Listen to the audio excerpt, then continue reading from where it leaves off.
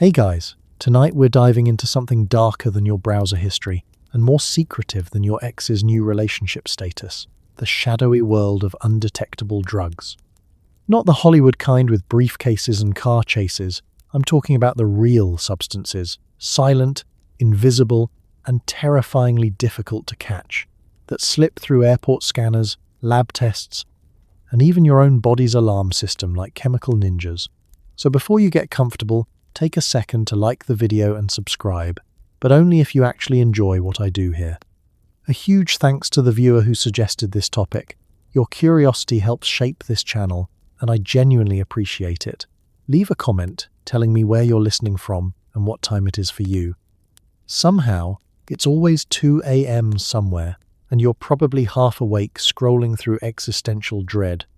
Now, dim those lights, switch on a fan for that soft white noise, get comfortable, and maybe tuck your feet in so the imaginary pharmaceutical corporations can't track your biometrics. Let's pause for a second. Have you ever wondered what makes a drug truly undetectable? Is it the molecular structure or just really good lawyers? Why would someone create a substance designed to evade every test we've invented? How do customs agents sleep at night, knowing there are compounds they literally cannot see? What happens when chemistry becomes a cat and mouse game with law enforcement? Could you accidentally consume something undetectable and never even know it? Would you trust a drug test that might be obsolete before it's even administered? And how do you regulate something that science can barely identify? And now, congratulations. You've just woken up in a world where the war on drugs has gone molecular, where detection technology is always one step behind, and where the periodic table has become a battlefield. Good luck sleeping after this one. Let's start with the basics, except nothing about this is basic. When we talk about undetectable drugs, we're not discussing magic or science fiction. We're talking about deliberate, calculated, molecular manipulation. Chemists, often working in underground labs or rogue pharmaceutical facilities, take known drug structures and tweak them just enough to create something functionally identical but chemically distinct. It's like taking your face, moving your nose half an inch to the left, and suddenly facial recognition software has no idea who you are. These designer drugs, sometimes called analogs or research chemicals, are created specifically to bypass detection methods. The kicker? Most drug tests look for specific molecular markers, and if your compound doesn't match those exact markers, you're invisible. It's the pharmaceutical equivalent of changing one letter in your name and vanishing from every database. Imagine you're a chemist with a PhD and a questionable moral compass. You know that standard drug tests work by looking for exact molecular matches, like a lock looking for a very specific key. So what do? You make a key that's 99% identical but with one tooth filed down differently. The lock doesn't recognize it, but it still opens the same door. That's designer drug synthesis in a nutshell. You take MDMA, for example, and add a fluorine atom where there wasn't one before. Congratulations, you've just created a new compound that produces similar effects but shows up as nothing on a standard ecstasy test. The process isn't even that complicated if you know what you're doing. Organic chemistry textbooks literally provide the blueprints. Add a methyl group here, swap out an oxygen for a sulfur there, extend a carbon chain by one link. Suddenly you've got a novel psychoactive substance that's technically legal because it hasn't been specifically banned yet. It's molecular whack-a-mole, except the moles have chemistry degrees and access to industrial equipment. And here's where it gets really unsettling. You don't need a massive operation to do this. Some of these compounds are synthesized in apartment bathrooms with equipment ordered off Amazon and precursor chemicals bought from Chinese suppliers who don't ask questions. The barriers to entry are shockingly low. All you need is knowledge, motivation, and a complete disregard for human safety. Safety testing? That's for pharmaceutical companies with legal departments. These chemists release their creations into the world with zero idea what the long-term effects might be. Users become unwitting test subjects in the largest unregulated human drug trial in history. The detection problem gets even worse when you realize how testing works. Most workplace drug screens use immunoassay tests, Basically, they're looking for specific molecules or their metabolites. If your drug isn't in their library of known substances, you're invisible. It's like being wanted for a crime, but the police only have a description of what you looked like 10 years ago. Even more sophisticated tests like gas chromatography mass spectrometry can only detect what they're programmed to search for. If nobody has identified and catalogued your designer drug yet, even the most advanced lab equipment will give you a clean bill of health. This is the fundamental problem with the war on drugs in the 21st century. Chemistry moves faster than legislation. By the time lawmakers identify a dangerous new compound, hold hearings, pass legislation, and ban it, the chemists have already moved on. They've created 5 new variants, each slightly different, each technically legal, each completely undetectable. You're not fighting a fixed enemy, you're fighting the entire periodic table and every possible combination of atoms it contains. And spoiler alert, the periodic table is winning. Synthetic cannabinoids sound harmless, fake weed, right? Wrong. These laboratory-created compounds mimic THC's effects, but with molecular structures so varied and bizarre that standard marijuana tests can't catch them. Brands like K2 and Spice became infamous not just for their unpredictable highs, but for their ability to evade every test thrown at them. Here's why. While natural THC has a fairly consistent chemical structure, synthetic versions can be sprayed with any number of compounds from a constantly evolving library of chemicals. By the time lawmakers ban one formula, 3 new ones have already hit the streets. Users report everything from mild relaxation to full psychotic breaks. And the scariest part? Even hospital toxicology screens often come back completely clean. You could be seizing on a gurney and the doctors have no chemical explanation for why. Let's talk about how synthetic cannabinoids actually work, because it's genuinely disturbing. Natural marijuana contains THC, which binds to cannabinoid receptors in your brain, specifically CB1 and CB2 receptors. It's a relatively gentle interaction, like a polite handshake. Synthetic cannabinoids, on the other hand, don't shake hands. They grab your receptors in a death grip and refuse to let go. Some synthetic variants bind with up to 100 times the affinity of natural THC. That's not a high, that's a neurological assault. The first synthetic cannabinoids were actually developed by legitimate researchers studying the endocannabinoid system. Scientists like John W. Huffman created compounds with names like JWH018 purely for research purposes, never intending them to be consumed recreationally. But once the chemical structures were published in scientific journals, underground chemists had a blueprint. Within years, those research chemicals were being mass-produced in Chinese factories, shipped internationally, and sprayed onto plant material to be sold as legal weed in gas stations and head shops. Here's where the undetectable part comes in. A standard marijuana test looks for THC-COH, the metabolite your body produces when it breaks down THC. Synthetic cannabinoids don't produce THC-COH. They produce completely different metabolites, if they produce detectable metabolites at all.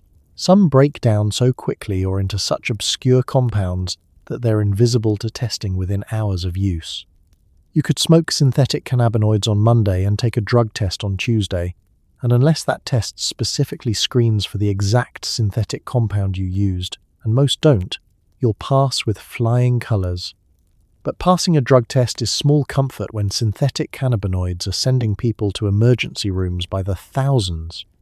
Reports from ER doctors describe patients arriving in states that natural marijuana never produces: violent seizures, extreme paranoia, kidney failure, heart attacks. Some users become catatonic. Others become aggressive and dangerous. The problem is that synthetic cannabinoids isn't one drug, it's hundreds of different chemicals, each with slightly different effects, and you have no idea which one you're actually getting when you buy a package of Spice. The packaging looks innocent enough. Colourful foil pouches with cartoon characters and names like Black Mamba or Crazy Clown. They're labelled herbal incense or potpourri with a disclaimer that says, "Not for human consumption," a legal fig leaf so thin you can see through it. But inside is plant material, often Damiana leaf or marshmallow leaf, that's been sprayed with an acetone solution containing synthetic cannabinoids. The spraying process is wildly inconsistent. One pinch might contain almost nothing, the next might contain enough to stop your heart. It's Russian roulette in a shiny package. And the detection problem keeps getting worse. As soon as testing agencies develop methods to catch one generation of synthetic cannabinoids, chemists release a new generation with modified structures. JWH018 gets banned and detected. Here comes JWH073. That gets caught. Now it's AM2201. Then UR144. Then AKB furate. Then 5FADB, and on and on. Each compound is different enough to slip past existing tests, while still hitting those same cannabinoid receptors. It's an endless game of molecular hopscotch, and the people getting hurt are the users who think they're just smoking something like weed. They're not. They're smoking a chemistry experiment that won't show up on any test until after it's already destroyed their brain. Fentanyl is already terrifying. 50 times stronger than heroin, responsible for tens of thousands of overdose deaths. But fentanyl analogues? They're the stuff of nightmares. Chemists take the basic fentanyl structure and modify it slightly, creating compounds like Carfentanil, which is so potent it's used to tranquilize elephants. These analogues are functionally identical to fentanyl in terms of effect, but chemically different enough that standard opioid tests miss them entirely. Law enforcement agencies have reported seizing powders they suspect are deadly opioids, only to have lab results come back negative, not because the substance is harmless, but because the test doesn't know what it's looking for. Meanwhile, users drop dead, and the medical examiner writes cause unknown because the toxicology report is blank. It's an invisible killer hiding in plain sight, and it's winning. The fentanyl molecule is deceptively simple. Just a few rings and chains of carbon, hydrogen, nitrogen, and oxygen arranged in a specific pattern. But that simplicity is also what makes it dangerous, because it's incredibly easy to modify. Change one functional group, add a fluorine atom, extend a carbon chain, and suddenly you've created something new. Sufentanil, alfentanil, remifentanil, carfentanil, these aren't street names. They're actual pharmaceutical compounds, each one a variation on the fentanyl theme, each one dramatically more potent than morphine. Carfentanil deserves special attention because it represents the absolute extreme of this problem. This compound is approximately 10,000 times more potent than morphine and 100 times stronger than fentanyl. It was developed as a large animal tranquilizer, the kind of thing you use when a rhinoceros needs surgery. A dose smaller than a grain of salt can kill an adult human. And here's the terrifying part. Carfentanil has been found mixed into street heroin and counterfeit prescription pills, often without any indication that it's present. Users think they're taking their normal dose, and they're dead before the needle hits the floor. Standard opioid drug tests look for morphine, codeine, and sometimes hydrocodone or oxycodone metabolites. Fentanyl itself often requires a specific test because its chemical structure is different enough from traditional opiates that it won't show up on a standard panel. But fentanyl analogues? Most of them aren't included in testing protocols at all. Even specialized fentanyl tests might miss novel analogues because the antibodies used in immunoassay tests are designed to recognize specific molecular shapes. Change that shape just slightly, and the test is blind. This creates a horrifying situation for medical examiners and forensic toxicologists. Someone dies, clearly from an opioid overdose. They have all the signs: pinpoint pupils, respiratory depression, the classic presentation, but the tox screen comes back negative. No heroin metabolites, no fentanyl, nothing. The examiner knows something killed this person, but they can't prove what it was. Only if they specifically test for dozens of different fentanyl analogues using advanced mass spectrometry might they identify the culprit. And even then, there might be analogues they don't even know exist yet, compounds that haven't been documented or catalogued. The source of these analogues is predominantly China and, increasingly, Mexico. Chinese chemical manufacturers produce fentanyl and its analogues as industrial chemicals, shipping them internationally with falsified customs declarations. They arrive in the United States in packages labeled as research chemicals, industrial reagents, or even dog food. Mexican cartels have begun synthesizing fentanyl analogues domestically, pressing them into counterfeit pills that look identical to legitimate prescription medications like Xanax or Percocet. A teenager thinks they're buying a Xanax from a friend. It looks right, has the correct markings, feels authentic, but it's actually a pressed pill containing a fentanyl analogue. They take it and stop breathing within minutes. When their parents find them, when the paramedics arrive, when the toxicology report comes back, it might show nothing. The drug has already metabolized and vanished, leaving behind only a body and questions that can never be answered. This is the invisible epidemic, people dying from drugs that leave no chemical fingerprints, an enemy that kills and then erases itself from evidence, and it's getting worse every single day. Gamma hydroxybutyrate, better known as GHB, is one of the most infamous undetectable drugs in existence, and for the worst possible reasons. It's colorless, odorless, and tasteless, which already makes it terrifying, but the real horror is how fast it leaves your system. GHB metabolizes within hours, sometimes as quickly as 8 to 12 hours, which means that by the time a victim realizes something is wrong and gets to a hospital, the drug is already gone. Standard drug tests won't catch it unless they're specifically looking for it, and even then the window is impossibly small. Victims wake up with gaps in their memory, bruises they can't explain, and a sickening sense that something terrible happened. But without evidence, justice becomes almost impossible. GHB isn't just hard to detect, it's designed to vanish, taking the truth with it. GHB was originally developed as an anesthetic in the 1960s. It's actually a naturally occurring substance in the human brain, produced in tiny amounts as a neurotransmitter. But when you consume concentrated GHB, the effects are dramatic: euphoria, lowered inhibitions, muscle relaxation, and at higher doses, sedation and amnesia. In the 1980s and 90s, it was sold legally in health food stores as a supplement, marketed to bodybuilders for its supposed ability to stimulate growth hormone release and improve sleep. Then people started noticing another property. It could incapacitate someone quickly and leave them with no memory of what happened. The chemistry of GHB makes it particularly insidious. Your body breaks it down into carbon dioxide and water, literally the most innocuous metabolites imaginable. It's like the drug never existed. The half-life of GHB in the human body is around 30 to 60 minutes, meaning that within a few hours, the concentration drops to nearly undetectable levels. If someone is drugged at midnight and doesn't report to a hospital until noon the next day, which is common, given that victims often don't immediately realize what happened, the drug is completely gone. Even when victims do get to a hospital quickly, detecting GHB requires specific testing that many hospitals don't routinely perform. Standard urine drug screens don't include GHB. You need a specialized test using gas chromatography mass spectrometry, and even then, you need to specifically request it. Emergency room staff, unless they suspect GHB specifically, might run a standard tox screen that shows nothing and send the patient home with instructions to rest and hydrate.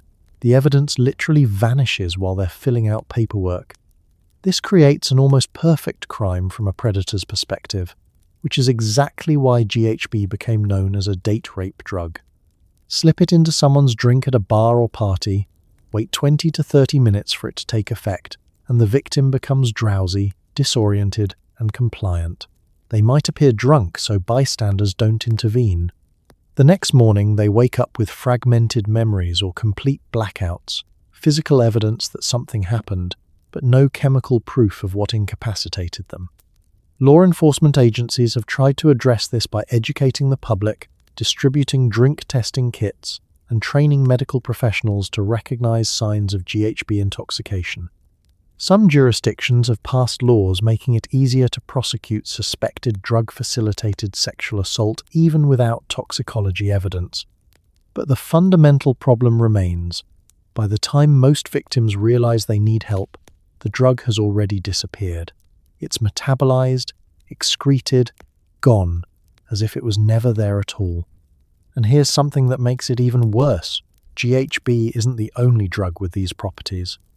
Its chemical precursors, gamma-butyrolactone, GBL, and 1,4-butanediol, BD, are legal industrial chemicals that your body converts into GHB after ingestion.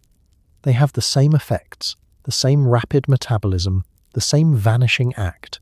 Predators can legally purchase these precursors, use them in the same way, and the resulting GHB is just as undetectable. It's a loophole that's nearly impossible to close without banning legitimate industrial chemicals used in manufacturing plastics, pharmaceuticals, and cleaning products. GHB represents one of the darkest applications of undetectable drugs, not for recreation, not for enhancement, but for predation. And because it disappears so completely, so quickly, it leaves victims with trauma but without proof, with memories full of holes and a justice system that demands evidence that no longer exists. The drug doesn't just vanish from the body, it vanishes from the courtroom, from the medical record, from any chance of accountability, and that's exactly why it continues to be used. Research chemicals occupy a bizarre and deeply unsettling space in the world of undetectable drugs. These are compounds that haven't been classified as illegal yet, not because they're safe, but because they're so new that lawmakers haven't caught up. Sold online under names like bath salts or plant food, with labels that say not for human consumption, they exploit loopholes in drug scheduling laws. Users treat themselves as guinea pigs, ingesting substances with zero clinical research, no safety data, and absolutely no idea what long-term effects might emerge. The compounds change constantly. Once one gets banned, chemists tweak a single molecule and release a new version the next week. It's a legal shell game, and the house always wins. Meanwhile, poison control centers field calls from people having seizures, hallucinations, or psychotic breaks, and all they can say is, "We don't know what this is, and we don't know how to treat it." The term research chemical is deliberately misleading. It sounds scientific, legitimate, like something being studied in a university laboratory. And technically, that's what these compounds were originally intended for, tools for neuroscientists to understand how the brain works.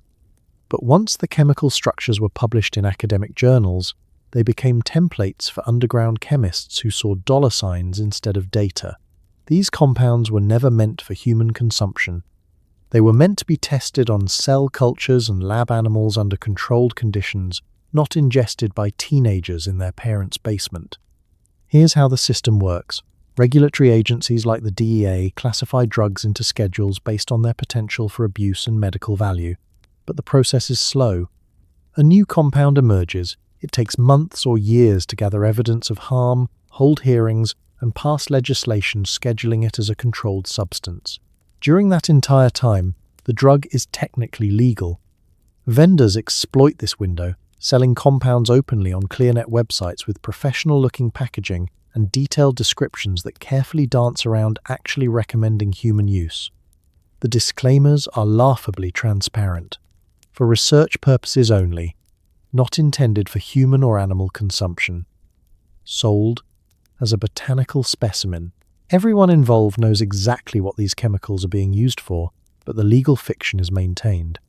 If authorities try to prosecute, vendors can claim ignorance. They sold a legal chemical clearly labeled not for human use. What people did with it afterward isn't their responsibility.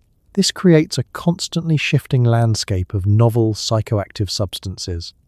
In the early 2000s, it was 2C compounds, synthetic phenethylamines, with names like 2CI, 2CE, and 2CB. Then came synthetic cathinones like mephedrone and MDPV, marketed as bath salts. When those were banned, the market shifted to synthetic cannabinoids, then to benzofurans, then to novel tryptamines and dissociatives.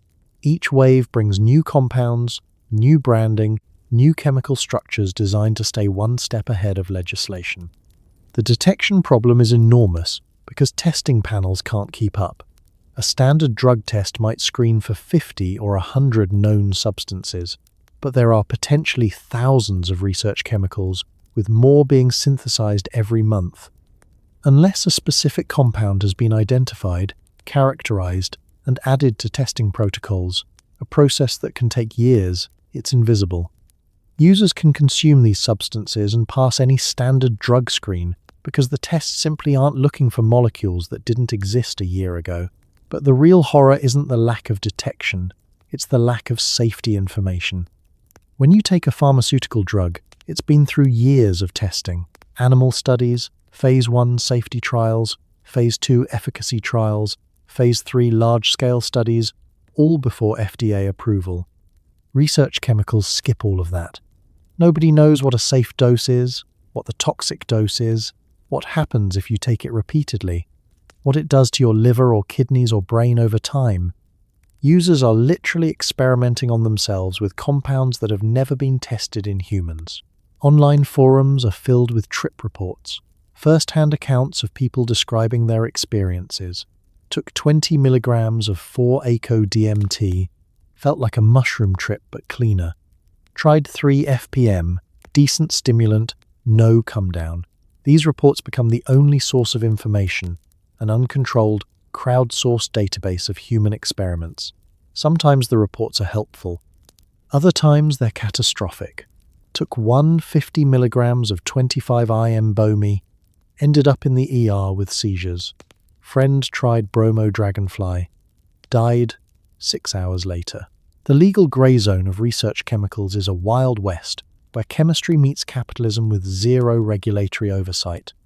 And because these compounds are constantly changing, because they're designed to evade both detection and classification, they represent one of the most challenging aspects of modern drug policy.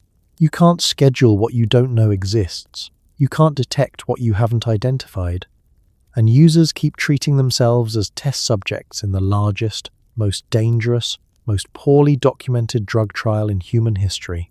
If you want to understand where undetectable drugs come from, you have to go to the source, the dark web.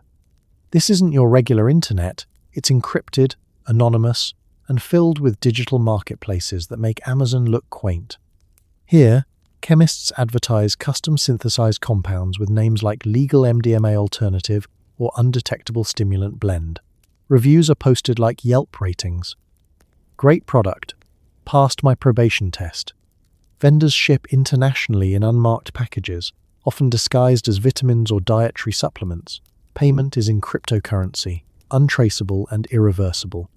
Law enforcement tries to shut these markets down, but it's like playing whack-a-mole with infinite moles. The second one marketplace falls, 3 more pop up. The dark web didn't create undetectable drugs, but it perfected their distribution, turning molecular innovation into a global black market that operates 24/7 in the shadows.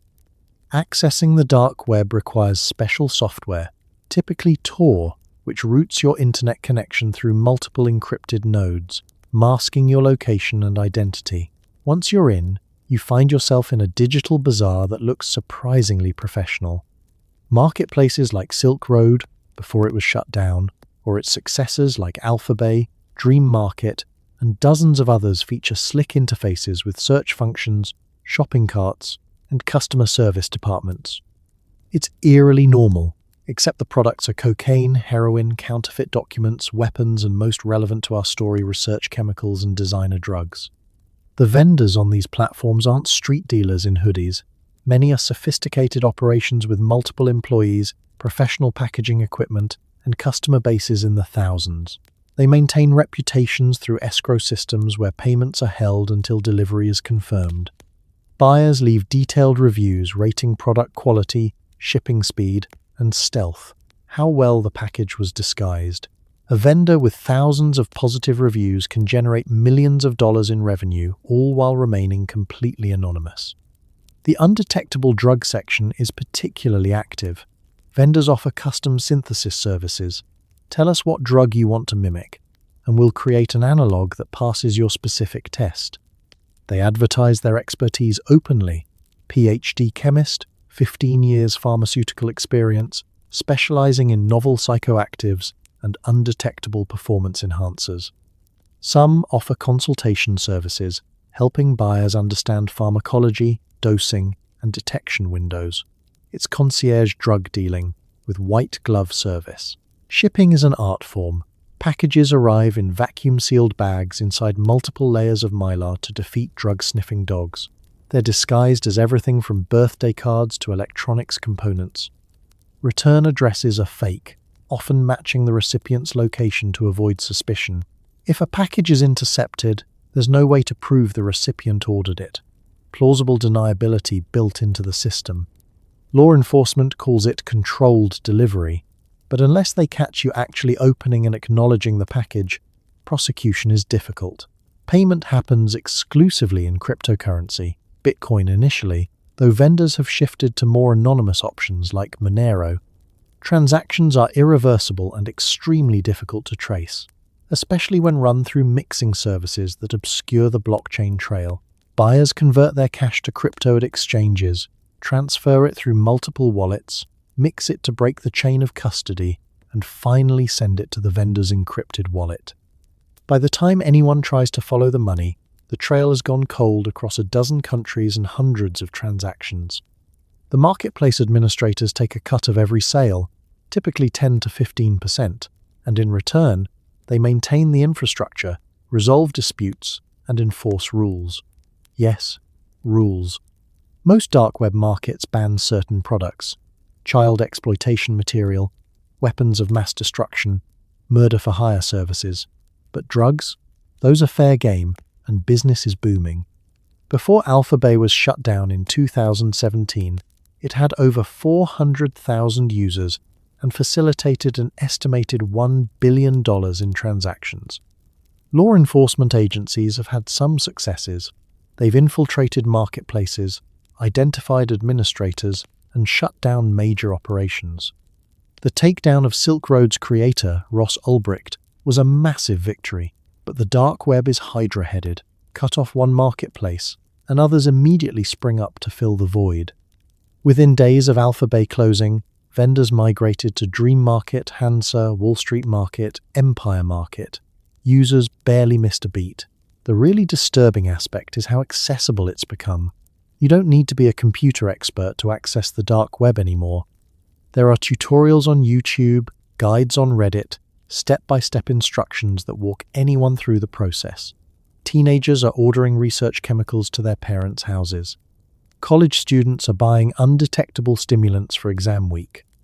Athletes are purchasing designer steroids that won't trigger tests. The barrier to entry has collapsed, and the dark web pharmacy is now open to anyone with basic computer skills and cryptocurrency.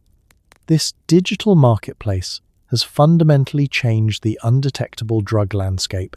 It's democratized access, connected buyers and sellers across continents, and created a feedback loop where customer demand drives chemical innovation. Vendors compete not just on price but on undetectability. Whoever can offer the most reliable test-beating compounds wins market share. The dark web didn't invent undetectable drugs, but it turned them into a global industry with customer service, quality control, and business models that would make Silicon Valley jealous. And it's all happening in the shadows, encrypted and untraceable, right now as you listen to this. To understand why some drugs are undetectable, you need to understand how drug tests work, and more importantly, how they don't. Most standard tests, like the ones used in workplaces or probation offices, rely on immunoassay technology. Basically, they're looking for specific molecules or metabolites that match a pre-programmed library. If your drug isn't in that library, the test has no idea it's there. It's like trying to catch a criminal using a wanted poster from 1995. If the criminal has changed their haircut, you're out of luck. More advanced tests, like gas chromatography mass spectrometry, can detect a wider range of substances, but they're expensive, time-consuming, and still limited by what they're programmed to search for. Designer drugs exploit this gap ruthlessly. By the time a new compound is identified and added to testing protocols, 10 more variants have already been created. It's an arms race, and detection technology is always lagging behind. Let's break down exactly how immunoassay tests work, because the limitations are built right into the science. These tests use antibodies, proteins that bind to specific target molecules. Imagine an antibody as a highly specialized lock that only opens with one very specific key. When you urinate into a test cup, the sample flows across a strip containing these antibodies. If the target drug or its metabolites are present, they bind to the antibodies and trigger a color change or other visible indicator. It's elegant, quick, and cheap, which is why it's the standard for workplace and probation testing. But here's the problem. The antibodies only recognize molecules they were designed to recognize. If you've consumed a drug that's chemically similar but not identical, the antibodies won't bind to it. The test comes back negative, not because there's no drug in your system, but because the test is looking for the wrong molecule. It's like having a sketch of someone's face, but they show up wearing a disguise. Same person, but your detection method is blind to them. Cross-reactivity is a related issue. Sometimes immunoassay tests produce false positives because the antibodies bind to structurally similar but unrelated compounds. Certain cold medications can trigger amphetamine tests. Poppy seed bagels can cause positive opioid results. But the reverse, false negatives where drugs are present but not detected, is far more common with designer drugs. The antibodies have never encountered these novel structures, so they don't react at all.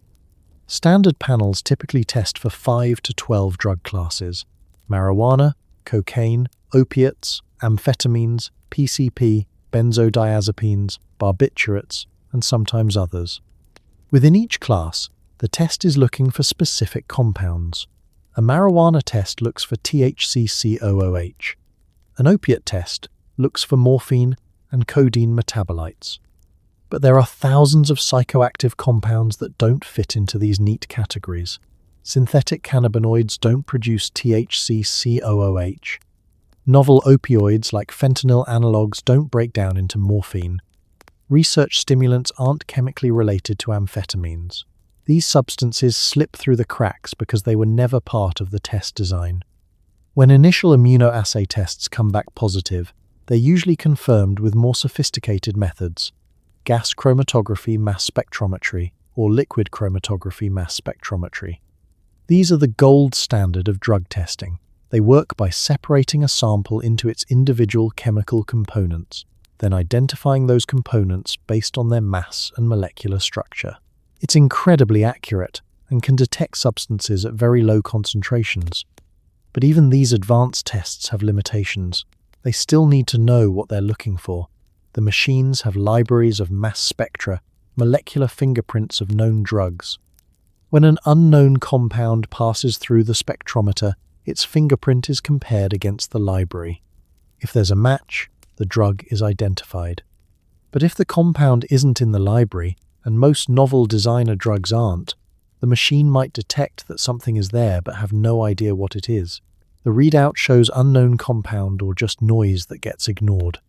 This is why forensic toxicologists sometimes call novel drugs white toxicology, tests that show nothing, even though something is clearly present. A person dies with all the signs of an overdose, but the tox screen is blank. The compounds are there, but they're invisible to every test in the standard toolkit. There's also the issue of detection windows. Drug tests can only catch substances while they're still in your system. Marijuana can stay detectable for weeks because THC is fat-soluble and lingers. But drugs like GHB, synthetic cathinones, or certain designer stimulants might clear your system within hours.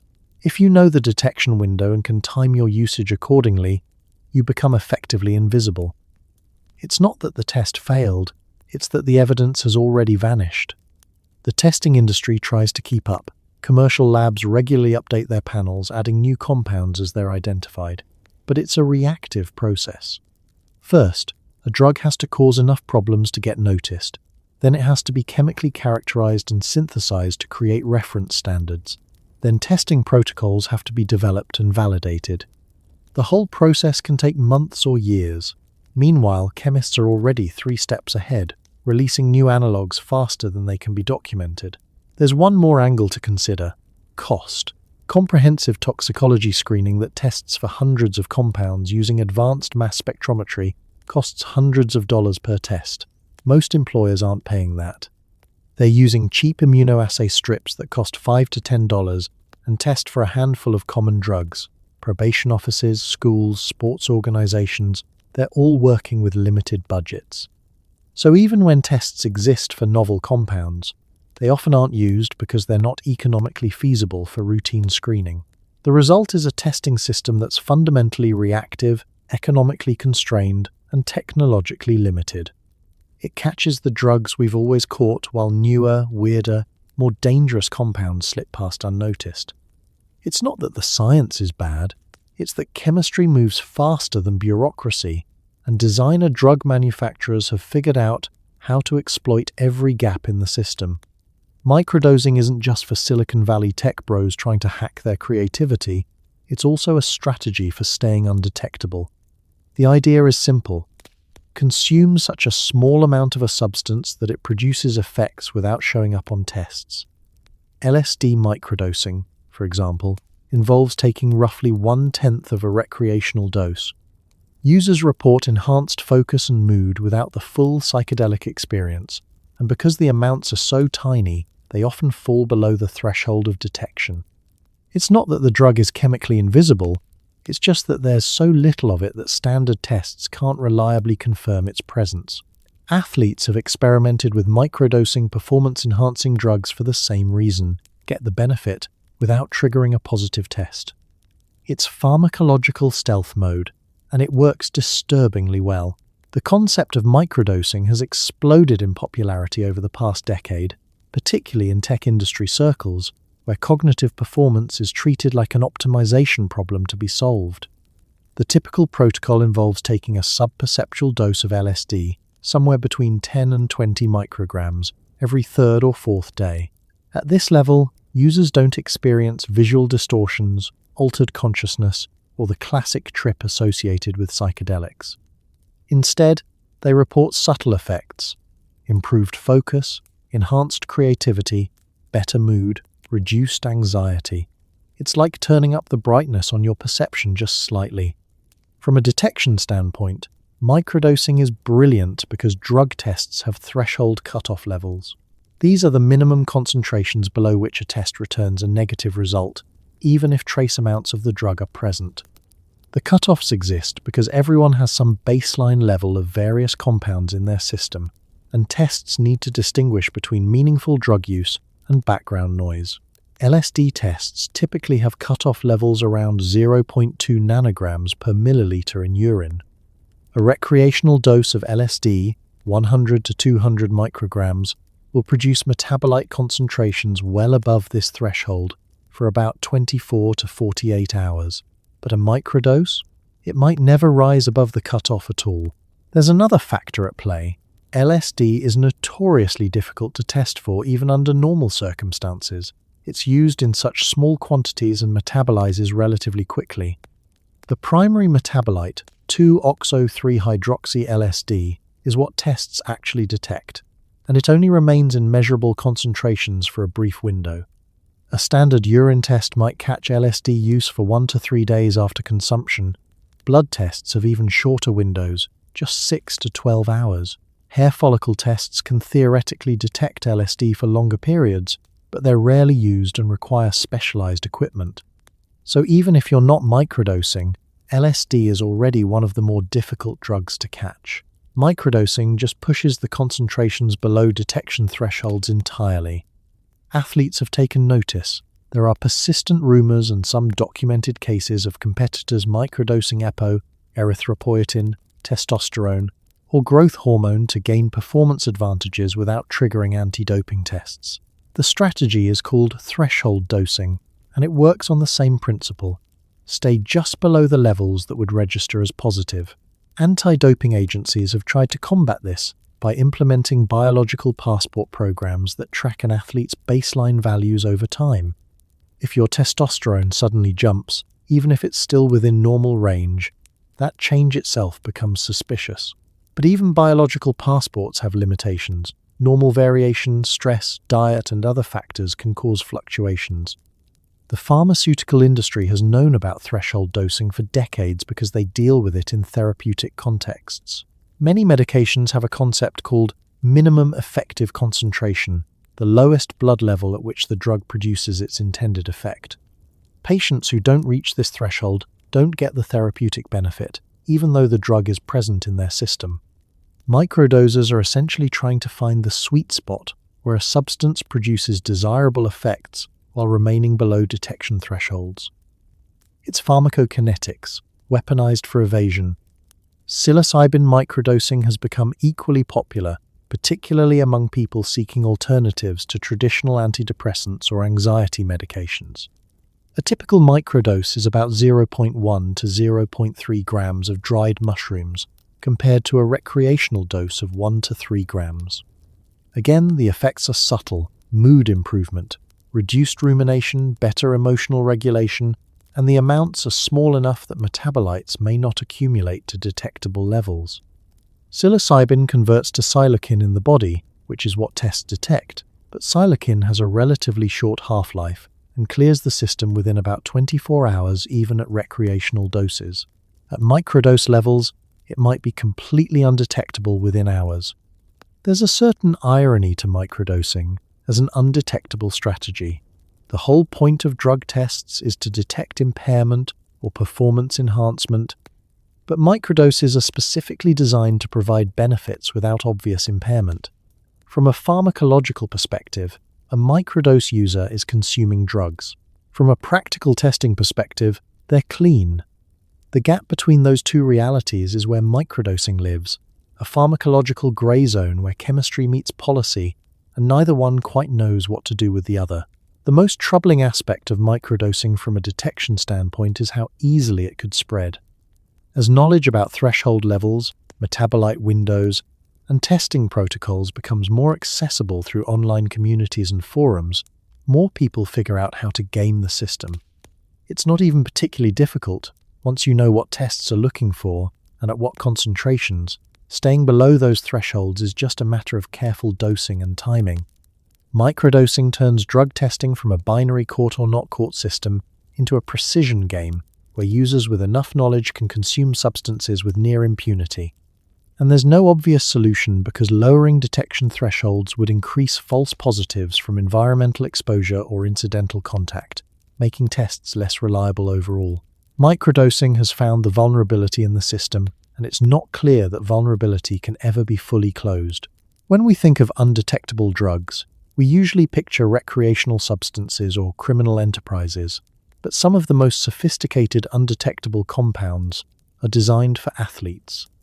Erythropoietin, EPO, boosts red blood cell production, dramatically increasing endurance. The problem? Synthetic EPO is nearly identical to the natural hormone your body produces, making it incredibly difficult to distinguish between doping and biology. Then there are newer compounds like gene doping, where athletes might use viral vectors to alter their own DNA, triggering natural performance enhancements that are, quite literally, written into their cells. How do you test for that? You can't, at least not reliably. Anti-doping agencies are constantly playing catch-up, developing tests for substances that are already being replaced by next-generation alternatives. It's an invisible arms race where the stakes are gold medals, millions of dollars, and the integrity of sports itself. EPO revolutionized endurance sports in the 1980s and 90s. Cyclists, distance runners, cross-country skiers, anyone competing in aerobic events found that EPO could increase their red blood cell count by 20 to 30%, directly boosting oxygen delivery to muscles. The performance gains were enormous, but early synthetic EPO was easy to detect because the recombinant versions had slightly different glycosylation patterns than natural EPO. Tests could distinguish between endogenous, natural, and exogenous injected EPO by examining these molecular decorations. So dopers got smarter. They started microdosing EPO, injecting small amounts frequently rather than large doses infrequently. This kept their red blood cell counts elevated while minimizing detectable levels of synthetic EPO in their blood. They also timed injections carefully, knowing that synthetic EPO clears the bloodstream within days. Inject during training periods when you're not being tested, then stop well before competition. You retain the performance benefits. Elevated red blood cell counts last for weeks, while the synthetic EPO itself has already vanished from your system. Then came EPO analogs designed specifically to evade detection. SERA, continuous erythropoietin receptor activator, and biosimilar EPOs with modified structures made detection even harder. Each new variant required development of new testing methods, and by the time those tests were validated and deployed, newer compounds had already appeared. It's the same arms race we see with recreational drugs, just with Olympic medals on the line instead of getting high. Blood doping got even more sophisticated with the introduction of autologous blood transfusions. Athletes withdraw their own blood months before competition, store it, then reinfuse it just before competing. The result is a temporary boost in red blood cell count, oxygen capacity, and endurance, with zero synthetic drugs involved. How do you test for that? You can't directly. Anti-doping agencies try to catch it indirectly by monitoring biological markers like reticulocyte counts, immature red blood cells that drop after transfusions, but it's far from foolproof. You're essentially testing for the physiological shadow of doping rather than the doping itself. Gene doping is the next frontier and potentially the most undetectable method ever conceived. The idea is to use gene therapy techniques, viral vectors that insert genetic material into cells to trigger natural production of performance-enhancing substances. Inject a virus carrying the EPO gene into muscle tissue, and those muscle cells start producing EPO naturally. Your body is making it, so there's no synthetic compound to detect. It's endogenous in every measurable way, except it's been artificially induced. The World Anti-Doping Agency has been warning about gene doping for over a decade, but detecting it remains largely theoretical. In principle, you could look for the viral vectors themselves or for unusual patterns in gene expression, but viral vectors can be transient, clearing the system after they've delivered their genetic payload. And distinguishing between natural genetic variation and artificially induced expression is extraordinarily difficult without baseline genetic profiles taken before any doping occurred. Then there are experimental compounds that most people have never heard of. GW501516, a PAR agonist that increases endurance. AI-CAR, which mimics the effects of exercise at the cellular level, and various myostatin inhibitors that promote muscle growth. These are research chemicals, most never approved for human use, but they're available through underground channels. Testing for them requires knowing they exist, developing specific assays, and adding them to anti-doping panels, a process that takes years while athletes are using them right now. Peptide hormones represent another detection nightmare. Growth hormone-releasing peptides, IGF-1, insulin-like growth factor, and other short-chain peptides are chemically similar to substances the body produces naturally. They're effective, they work quickly, and they clear the system rapidly. Detection windows might be measured in hours rather than days. An athlete could inject growth hormone-releasing peptides after an evening workout and test clean the next morning. The Biological Passport program was supposed to solve some of these problems by tracking athletes' biomarkers over time. Instead of looking for specific drugs, the passport looks for suspicious changes, sudden increases in hemoglobin, unusual hormone ratios, or other red flags, but athletes have adapted. They microdose to avoid triggering thresholds. They use multiple substances in combination, each below individual detection limits but collectively providing significant benefits. They manipulate their passports during the off-season, establishing new normal baselines that are actually chemically enhanced. The fundamental problem is that sports anti-doping is trying to maintain fairness in an environment where chemistry has made unfairness increasingly invisible. Every test developed prompts the creation of something undetectable by that test. Every detection method spawns a new evasion technique. And unlike recreational drug testing, where the stakes are employment or legal consequences, sports doping involves millions of dollars, national pride, and careers. The incentives to cheat and get away with it are enormous, and the resources devoted to undetectable methods keep growing. The result is a permanent arms race where detection is always one step behind, and clean athletes increasingly wonder if the playing field was ever level at all. Your body is an accomplice in the crime of undetectable drugs. Metabolism, the process by which your liver and kidneys break down substances, determines how long a drug stays detectable. Some compounds are metabolized incredibly quickly, leaving almost no trace. Others break down into metabolites that are so chemically different from the original substance that standard tests can't link them back to the source. Take THC, for example. It metabolizes into THC-COO, which is what most marijuana tests detect. But synthetic cannabinoids might metabolize into entirely different compounds that aren't on any testing panel. Chemists exploit this by designing drugs that break down into innocuous-looking metabolites or that are eliminated from the body within hours. Your liver, just trying to do its job, ends up destroying evidence faster than a crime scene cleaner. By the time you take a test, the drug has already vanished, leaving you chemically innocent even if you're pharmacologically guilty. Let's talk about how metabolism actually works, because understanding it reveals why some drugs are virtually undetectable. When you consume a drug, whether by swallowing, injecting, snorting, or any other route, it enters your bloodstream and circulates through your body, producing its effects by interacting with various receptors and systems. But your body doesn't want foreign chemicals hanging around indefinitely. Evolution designed elaborate systems to identify and eliminate xenobiotics, substances that don't belong. The liver is the primary organ responsible for drug metabolism, though kidneys, intestines, and other organs also play roles. The process happens in two phases. Phase I metabolism involves oxidation, reduction, or hydrolysis reactions that make drugs more water-soluble. These reactions are carried out by enzymes called cytochrome P450s, a family of proteins that can metabolize thousands of different compounds. Phase II metabolism involves conjugation, attaching molecules like glucuronic acid or sulfate groups to the drug or its metabolites, making them even more water-soluble so they can be excreted in urine or bile. Here's where it gets interesting. The speed and pathway of metabolism varies enormously between different drugs.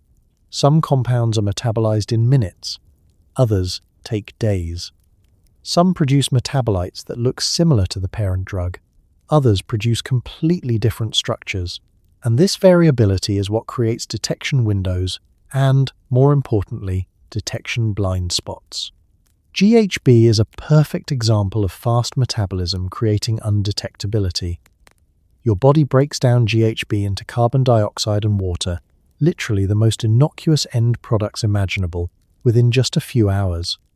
There's no unique metabolite to test for, no chemical fingerprint left behind. It's as if the drug never existed. Compare that to THC, which is metabolized into THC-CoO, a compound that's fat-soluble and can linger in your system for weeks. The metabolite itself becomes the evidence of drug use, persisting long after the psychoactive effects have worn off. Designer drug chemists have become experts at exploiting metabolic pathways. They design molecules that are metabolized rapidly into compounds that either aren't tested for or look like natural body chemicals. Some synthetic cannabinoids break down into metabolites that resemble endogenous cannabinoids your body produces naturally. How do you distinguish between a metabolite from drug use and a natural biochemical?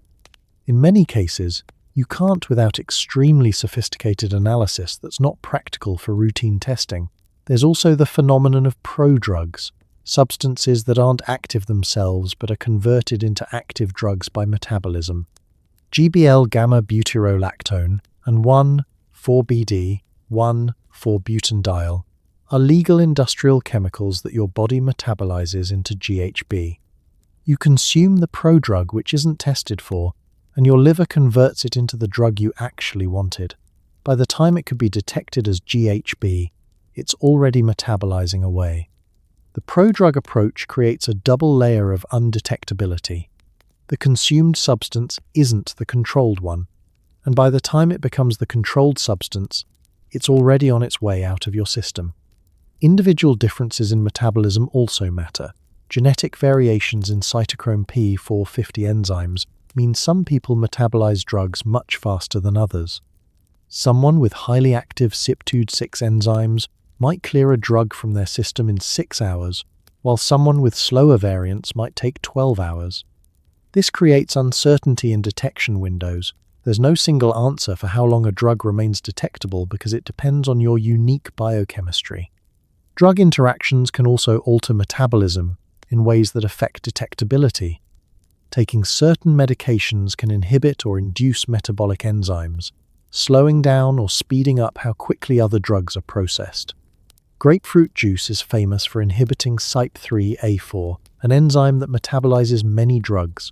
If you consume a substance alongside a metabolic inhibitor, it might stay in your system longer, potentially making it more detectable. Conversely, enzyme inducers could speed up metabolism, shrinking the detection window. There's another angle that's rarely discussed: enterohepatic recirculation. Some drugs are metabolized in the liver, excreted into the bile, released into the intestines, then reabsorbed and sent back to the liver. This recycling can extend how long a drug remains in your system. But it also means the drug is constantly being metabolized and remetabolized, potentially creating complex mixtures of metabolites that are difficult to interpret in testing. The most sophisticated approach to exploiting metabolism is designing drugs with unstable chemical structures, compounds that spontaneously degrade even without enzymatic action. These substances might break down in blood samples sitting in a testing lab, making detection impossible, even if the sample was collected while the drug was still active in the user's body. It's like evidence that destroys itself before it can be examined. Your body's metabolism isn't trying to help you evade drug tests, it's trying to protect you from toxins. But in doing so, it creates enormous challenges for detection. The faster metabolism occurs, the shorter the detection window. The more unusual the metabolites, the less likely tests are designed to catch them. And chemists designing undetectable drugs understand metabolism better than most toxicologists, creating substances that leverage your body's own protective mechanisms to evade detection. Your liver becomes an unwitting accomplice, destroying evidence as efficiently as any criminal cover-up, simply by doing what evolution designed it to do. Nootropics, often called smart drugs or cognitive enhancers, occupy a strange grey area. Substances like modafinil, racetams, or newer peptides are marketed as brain boosters, compounds that improve memory, focus, and mental clarity without the jittery side effects of traditional stimulants.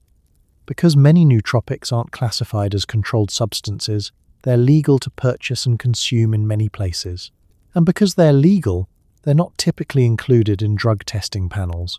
But that doesn't mean they're unregulated everywhere, or that their long-term effects are understood. Students cramming for exams, professionals working marathon hours, and even military personnel have experimented with nootropics to gain a cognitive edge. The substances work, often dramatically, but they fly completely under the radar of standard testing. You could be chemically enhanced and pass every drug screen with flying colours, and no one would ever know. The nootropic world exists in a fascinating space between medicine, supplement, and drug. The term itself was coined in the 1970s by Romanian psychologist Corneliu Giurgia, who defined nootropics as substances that enhance learning and memory, protect the brain from injury, and have minimal side effects. That's the ideal, anyway. The reality is far more complicated and far less regulated than most people realize. Let's start with modafinil, perhaps the most well-known prescription nootropic. Originally developed to treat narcolepsy, it promotes wakefulness and alertness without the jitters, crashes, or addiction potential of amphetamines. Students discovered it could help them study for 30 hours straight. Professionals found it let them work through deadlines with laser focus. Military pilots used it to stay sharp on long missions. The drug works, there's no question about that, but standard workplace drug tests don't screen for it at all. It's not an amphetamine, not a benzodiazepine, not anything on the typical panels. You could be on modafinil right now, functioning at peak cognitive capacity, and pass any standard drug test without issue. The same goes for the racetam family, piracetam, aniracetam, phenylpiracetam, and others. These synthetic compounds were developed in the 60s and 70s as potential treatments for cognitive decline. They're not approved by the FDA for any medical use in the United States, but they're sold as dietary supplements or research chemicals. Users report improved memory formation, enhanced verbal fluency, and better mental endurance. The mechanism isn't fully understood. They seem to modulate neurotransmitter systems and improve neural communication, but they work well enough that they've developed a devoted following among students, programmers, and anyone whose career depends on mental performance. Are racetams tested for? Almost never. They're not controlled substances in most countries. They're not associated with abuse or addiction. They're not even particularly recreational. Nobody's taking piracetam to get high, so they simply don't appear on drug testing panels. You could have a bloodstream full of nootropics and test completely clean because the tests weren't designed with cognitive enhancers in mind. They're looking for drugs of abuse, not productivity drugs. Then there are the peptides, Cmax, Clank, Noopept. These are short chains of amino acids that cross the blood-brain barrier and affect cognitive function. Cmax, developed by Russian researchers, is used to treat stroke and brain injury in Russia but isn't approved elsewhere. Users report improved focus, memory, and stress resistance. Clank is an anti-anxiety peptide that produces calm alertness without sedation. Noopept is supposedly 1,000 times more potent than piracetam in terms of cognitive enhancement. The detection issue with peptides is that they're chemically similar to substances your body already produces. Your brain and body are full of peptides. They're natural signaling molecules. Distinguishing between endogenous peptides and synthetic ones injected or consumed requires sophisticated testing that almost never happens in standard drug screening. Even if someone wanted to test for these substances, they'd need to know exactly which peptides to look for, have reference standards for comparison, and use expensive mass spectrometry equipment. For a workplace drug test, not happening. There's also the category of natural nootropics, compounds extracted from plants that have cognitive effects. Bacopa monnieri, lion's mane mushroom, ginkgo biloba, rhodiola, rosea. These are sold openly as supplements, completely legal, and never tested for. Some have decent evidence supporting their effects, others are mostly marketing. But the point is, they're entirely invisible to drug testing because they're plant extracts, not synthesized drugs, and nobody considers them drugs of abuse. The pharmaceutical industry has noticed the nootropic trend and started developing more sophisticated cognitive enhancers. There are experimental drugs targeting specific neurotransmitter systems, compounds that increase neuroplasticity, substances that improve cerebral blood flow. Most are still in research phases, but some have leaked into the grey market as research chemicals. These next-generation nootropics are designed with precision, targeting specific receptors, optimizing half-lives, minimizing side effects. And because they're so new, testing protocols don't exist for them yet. What makes nootropics particularly interesting from an undetectability standpoint is that they're performance-enhancing, but not in ways that traditional drug testing cares about. Testing is designed to catch impairment or recreational abuse. Nootropics do the opposite. They improve function. A student on modafinil isn't impaired, they're enhanced. A programmer on racetams isn't intoxicated, they're sharper than usual. The testing paradigm doesn't know what to do with cognitive enhancers because it was built around a completely different problem. This creates ethical questions that society hasn't really grappled with. If cognitive enhancers are undetectable and widely available, do they create unfair advantages in competitive environments like universities or workplaces? Should students taking exams be tested for nootropics the way athletes are tested for steroids? If you're competing for medical school admission against people using pharmaceutical cognitive enhancement, are you at a disadvantage? These questions don't have easy answers, and the undetectability of nootropics means they're not even being asked in most contexts. The military has been particularly interested in nootropics, funding research into compounds that can keep soldiers alert and cognitively sharp in combat conditions. Some of this research has produced substances like CX-717, an ampakine that enhances attention and memory. If military-developed cognitive enhancers leak into civilian use, they'll be completely invisible to standard testing because they were never designed for recreational purposes and therefore never added to drug screening panels. The nootropic market is also relatively unregulated compared to pharmaceuticals. Vendors can sell compounds with minimal oversight, quality control is inconsistent, and labeling might not accurately reflect contents. You could order a nootropic online thinking you're getting one compound and actually receiving a different one, or a mixture, or something contaminated with unknown substances. And because these compounds aren't tested for, nobody would ever know. The invisibility goes both ways. Not only are nootropics undetectable when you take them intentionally, but if they're present as contaminants or mislabeled products, that's also invisible. The most troubling aspect of nootropics flying under the radar is that we're conducting a massive, uncontrolled experiment on cognitive enhancement.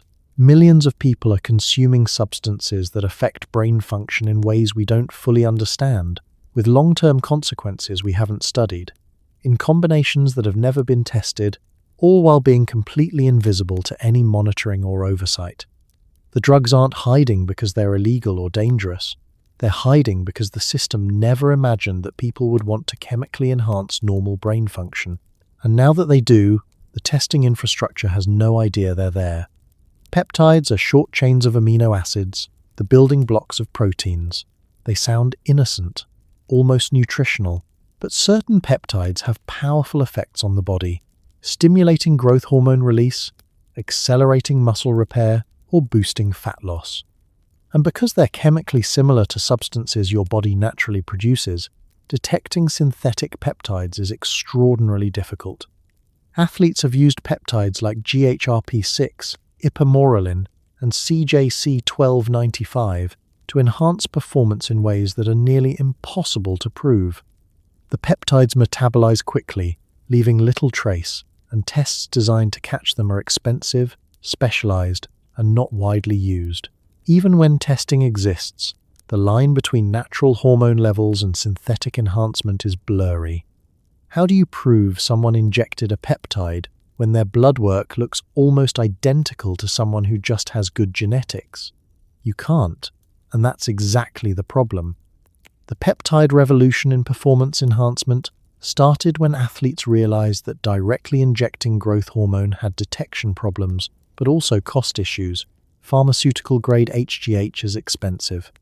Peptides offered an alternative. Instead of injecting the hormone itself, inject substances that signal your pituitary gland to produce more growth hormone naturally. Your body makes it, so technically it's endogenous. The chemical fingerprint looks natural because it is natural, just artificially triggered. GHRP6 and GHRP2, growth hormone-releasing peptides, were among the first widely used. These synthetic peptides bind to ghrelin receptors in the pituitary gland, causing pulsatile release of growth hormone. Athletes inject them subcutaneously, usually multiple times per day to mimic natural GH pulses. The effects are similar to taking growth hormone directly: increased muscle growth, improved recovery, enhanced fat metabolism, better sleep quality. But the detection window is incredibly short. The peptides themselves are typically undetectable within hours of injection. Anti-doping agencies try to catch peptide use indirectly by looking at IGF-1 levels, insulin-like growth factor 1, which rises in response to growth hormone. But IGF-1 can fluctuate for natural reasons: training, nutrition, sleep, genetics. An elevated IGF-1 level is suspicious but not proof of doping. Athletes have learned to microdose peptides in ways that elevate GH and IGF-1 moderately without triggering obvious red flags. Stay within the upper range of normal, and you're functionally untouchable.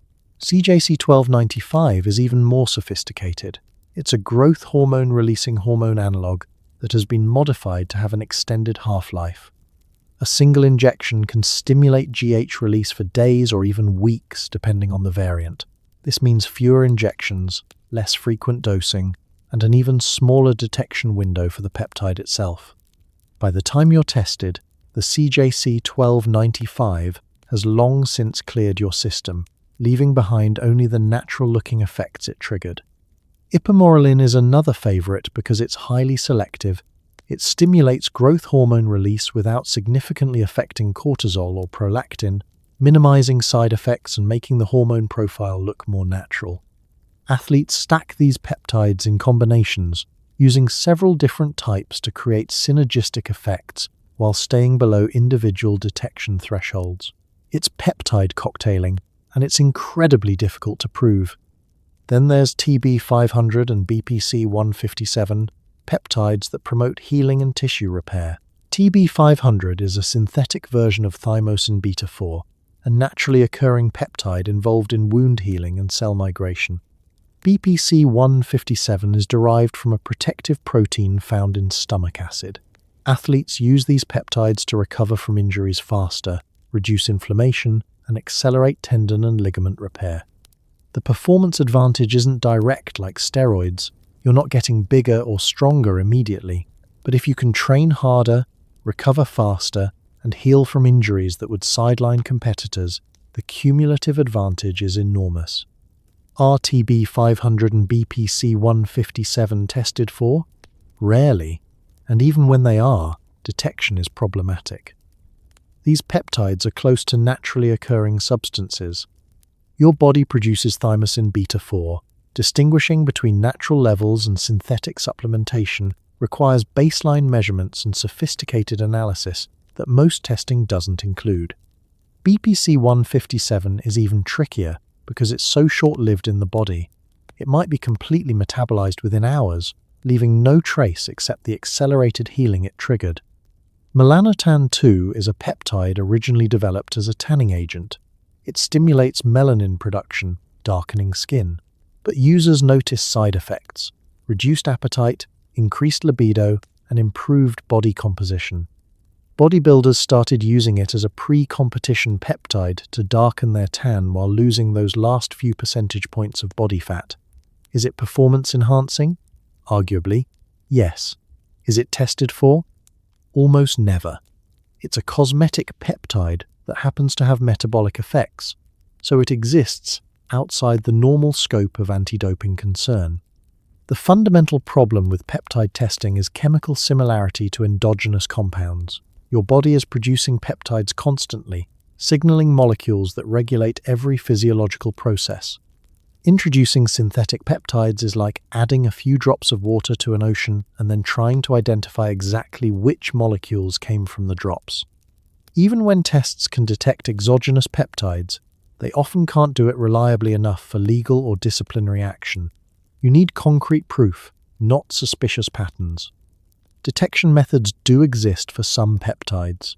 Immunoassays can be developed using specific antibodies, and mass spectrometry can identify unique molecular signatures.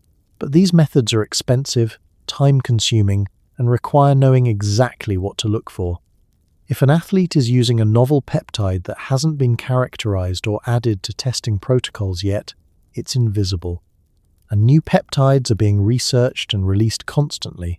Variations on existing sequences, novel combinations, modified structures with improved properties. The accessibility of peptides has exploded with the rise of online research, chemical vendors, and underground labs.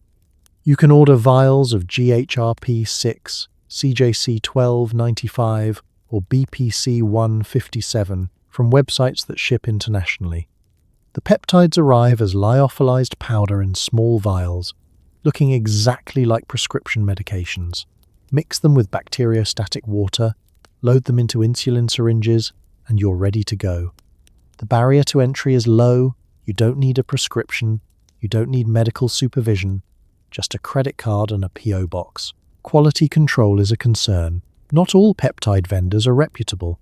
Some sell underdosed products, some sell completely fake products, and some sell peptides contaminated with bacteria or other substances. But from a detection standpoint, this actually makes the problem worse. Even if testing could reliably catch specific peptides, the variability in what people are actually using, different doses, different purity levels, different peptides entirely, makes standardized testing nearly impossible. There's also the issue of plausible deniability. If an athlete tests positive for a peptide and claims it was accidentally contaminated in a supplement, how do you disprove that? And quote, peptides do sometimes contaminate supplements or show up as unlisted ingredients. The regulatory environment is loose enough that athletes can claim ignorance. And unless there's evidence of deliberate use, like purchasing records or injection equipment, proving intentional doping becomes difficult. The future of peptide enhancement is heading toward even more undetectable territory. Gene therapy techniques that trigger peptide production directly in the body. Imagine injecting a viral vector that causes your muscle cells to produce follistatin, a peptide that inhibits myostatin and promotes muscle growth. Your cells are making the peptide naturally, or at least it looks natural. How do you test for that? You're back to gene doping questions, where detection is more theoretical than practical. Peptides represent a perfect storm of undetectability. They're chemically similar to natural substances, they have short detection windows, they're not included in most testing panels, and they're constantly evolving with new variants. Athletes get real performance benefits, enhanced recovery, increased growth hormone, accelerated healing, while remaining completely invisible to standard testing. The gap between what peptides can do and what tests can catch keeps widening, and there's no clear path to closing it. Kratom is derived from a Southeast Asian tree and has been used for centuries as a traditional remedy. In recent years, it's exploded in popularity in the West as a legal alternative to opioids. Users claim it helps with pain, anxiety, and opioid withdrawal, and because kratom isn't classified as a controlled substance in many places, it's not included in standard drug testing panels. That means someone could be using kratom daily, experiencing significant psychoactive effects, and still pass every workplace or legal drug test without issue. But kratom isn't harmless. It acts on opioid receptors, can be addictive, and has led to overdoses when combined with other substances. Yet it remains invisible to most testing protocols, existing in a legal and chemical limbo where regulation hasn't caught up to reality. Kratom's scientific name is Mitragyna speciosa, and the active compounds are alkaloids called mitragynine and 7-hydroxymitragynine. These molecules have a fascinating pharmacological profile. They're partial agonists at mu-opioid receptors, the same receptors that morphine and heroin activate. But unlike traditional opioids, kratom's alkaloids also interact with other receptor systems, including adrenergic and serotonergic pathways. This creates a complex effect profile that changes with dose. At low doses, typically 2 to 5 grams of dried leaf, kratom acts as a stimulant. Users report increased energy, alertness, and sociability, effects more similar to coffee than painkillers. This is likely due to the adrenergic effects and possibly some norepinephrine reuptake inhibition. At moderate doses, 5 to 15 grams, the opioid effects become more pronounced: pain relief, relaxation, mild euphoria. At high doses, above 15 grams, the effects are strongly sedating and pain-relieving, resembling pharmaceutical opioids, but generally less intense. The appeal is obvious. Kratom provides opioid-like effects without being an opioid in the legal sense, and it's available at gas stations, smoke shops, and online vendors. People use it for chronic pain when they can't get or don't want prescription painkillers. Others use it to manage opioid withdrawal. Kratom activates the same receptors, preventing withdrawal symptoms while theoretically being less dangerous than continuing heroin or fentanyl use. Some use it recreationally, seeking the euphoric and relaxing effects without the legal risks of controlled substances. From a detection standpoint, kratom is invisible to standard drug testing. A typical urine drug screen tests for opiates, morphine, codeine, sometimes hydrocodone, or oxycodone metabolites. But kratom alkaloids are structurally different from traditional opiates. They're indole alkaloids, chemically more similar to yohimbine or corinanthine than to morphine. Standard opiate tests don't recognize them at all. You could have mitragynine flowing through your veins, and an opiate test would come back completely negative.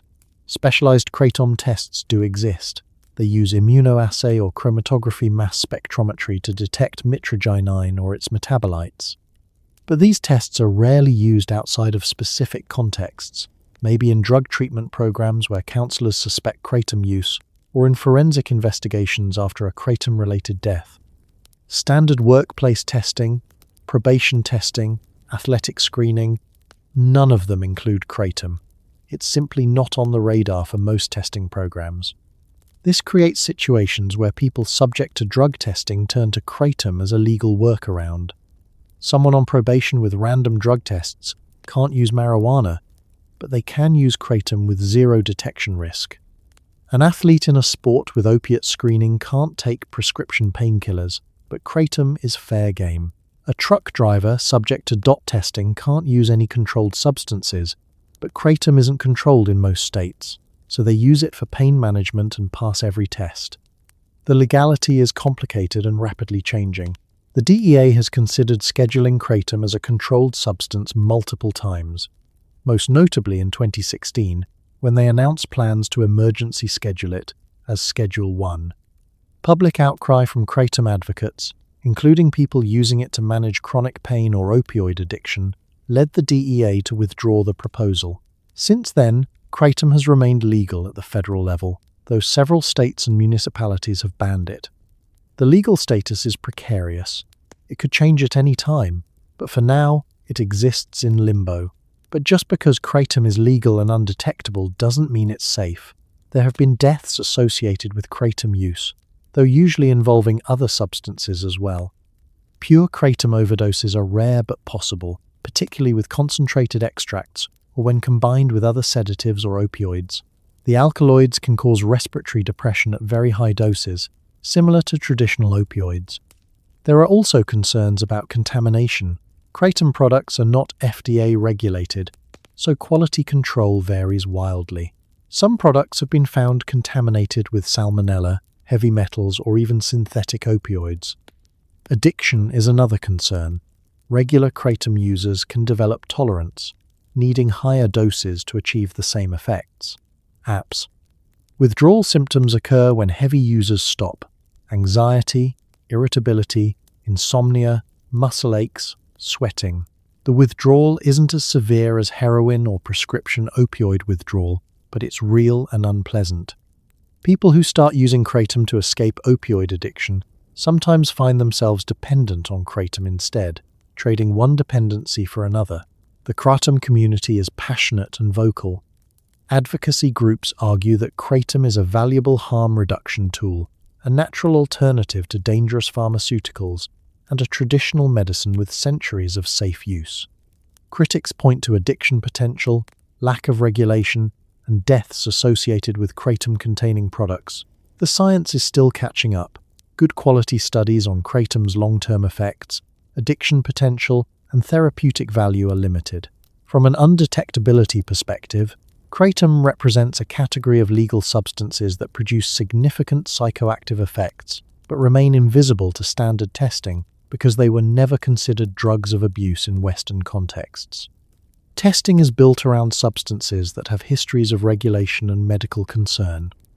Kratom, as a botanical product from Southeast Asia, simply wasn't on anyone's radar until recently. By the time it became popular in the West, millions of people were already using it, and retrofitting testing protocols to include it has been slow and incomplete. The future of kratom is uncertain. If it becomes federally scheduled as a controlled substance, it will likely be added to standard drug testing panels. But if it remains in legal limbo, legal in some places, banned in others, unregulated everywhere, it will continue to be undetectable in most contexts. For now, it's a legal opioid alternative that flies completely under the radar, used by people seeking pain relief, opioid withdrawal management, or recreational effects, all while passing every standard drug test. The gap between legal status, detectability, and actual use remains wide, and kratom sits comfortably in that gap, invisible to the systems designed to monitor drug use.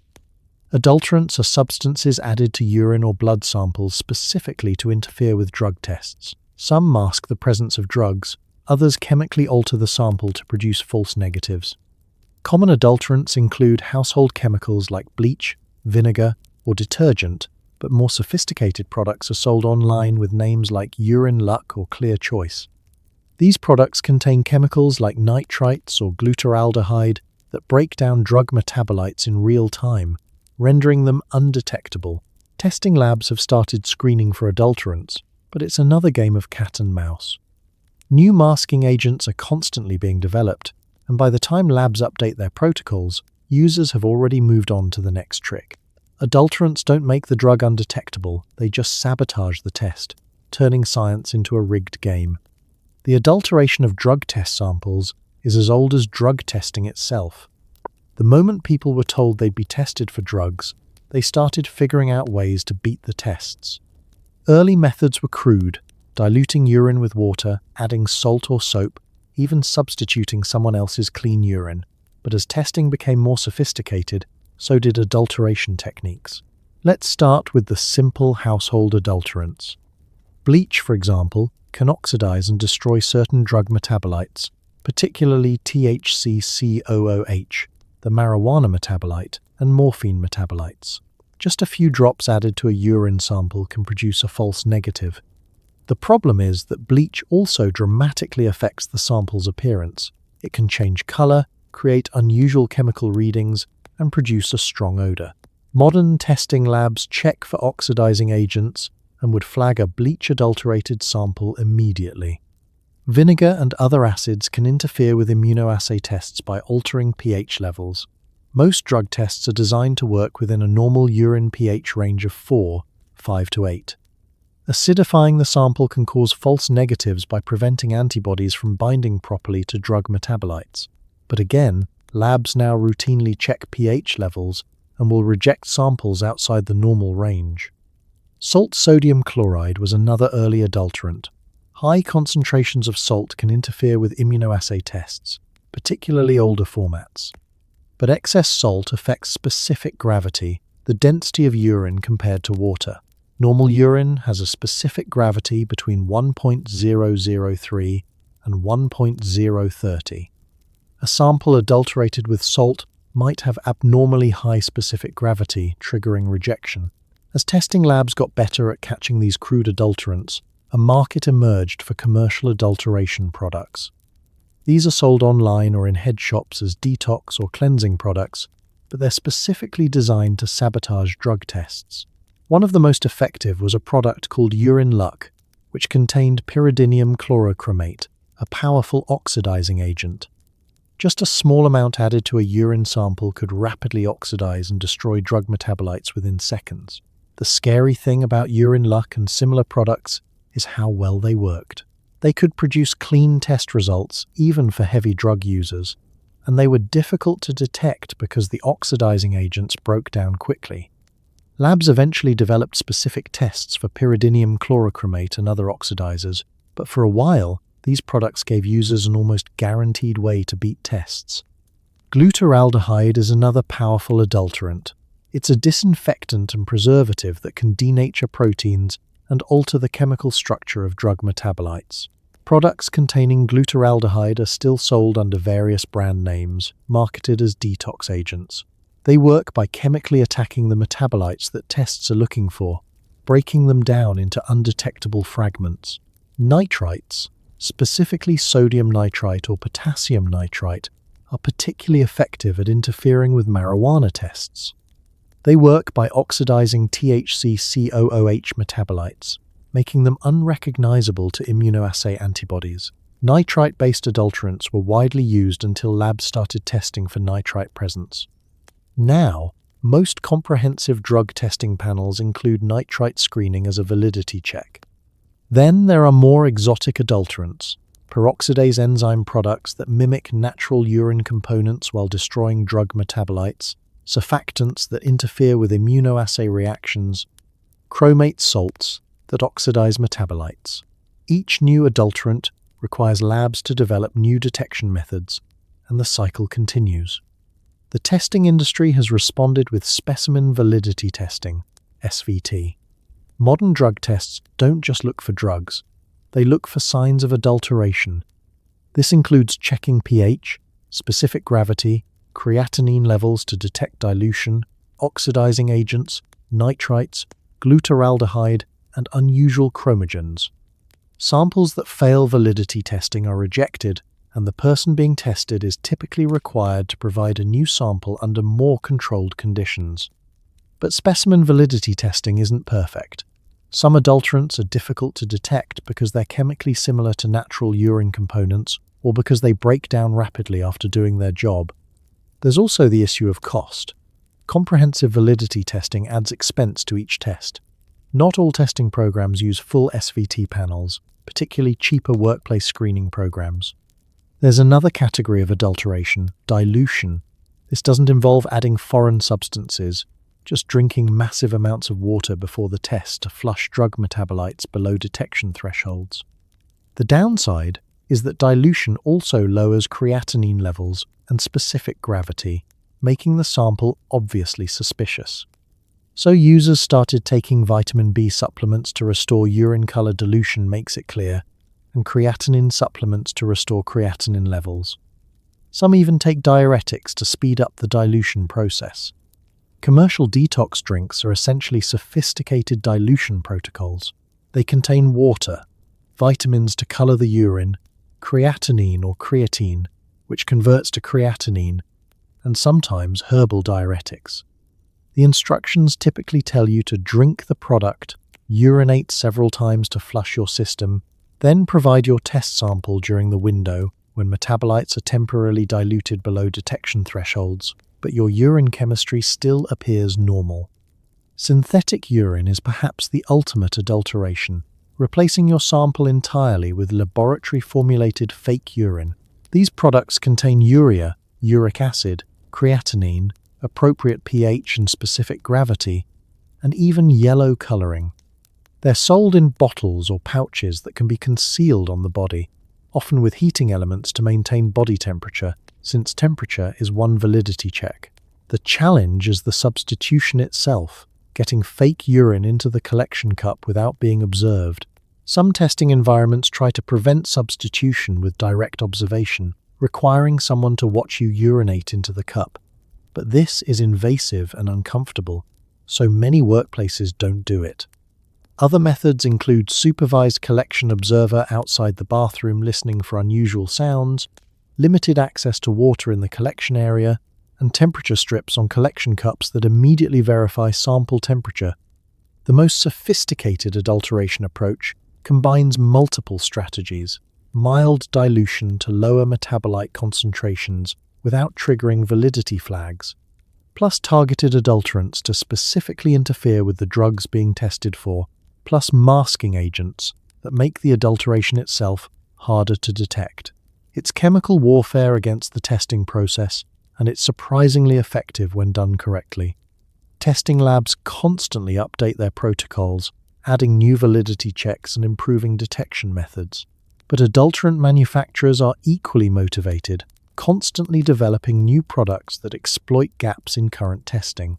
It's an arms race with no clear winner, and in the middle are employers, probation officers, and testing programs that can never be completely certain their results are accurate.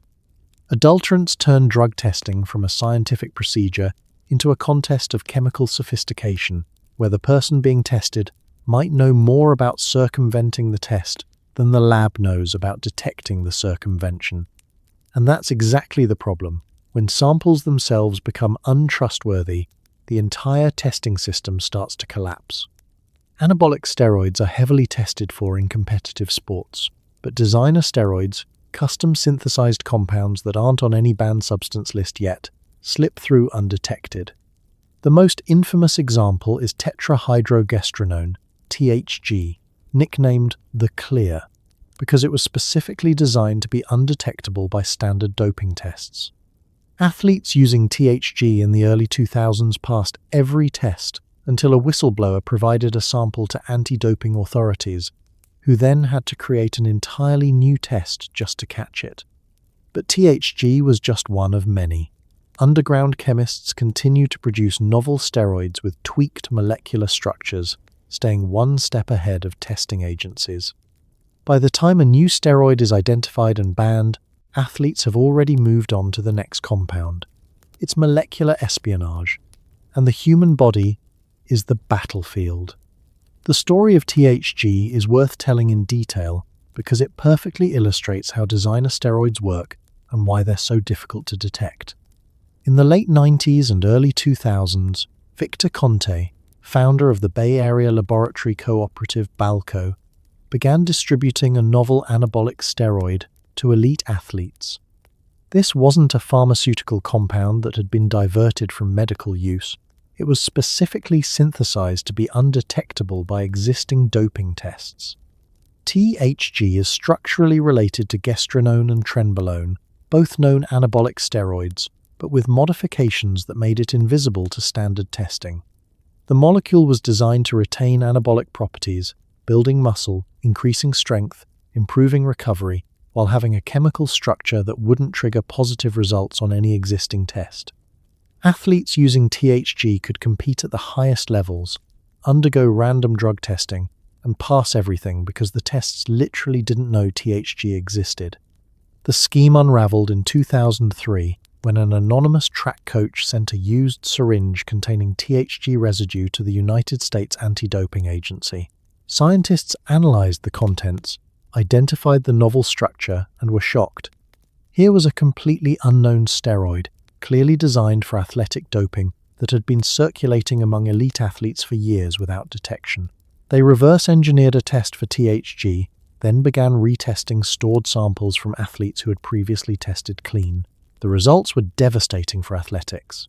Marion Jones, a 5-time Olympic medalist in track and field, eventually admitted to using THG and was stripped of her medals. Numerous other athletes in track, baseball, football, and other sports were implicated in the Balco scandal. But here's the thing. THG was just one designer steroid from one underground lab. How many others existed that were never discovered? How many athletes were using compounds that no whistleblower ever revealed?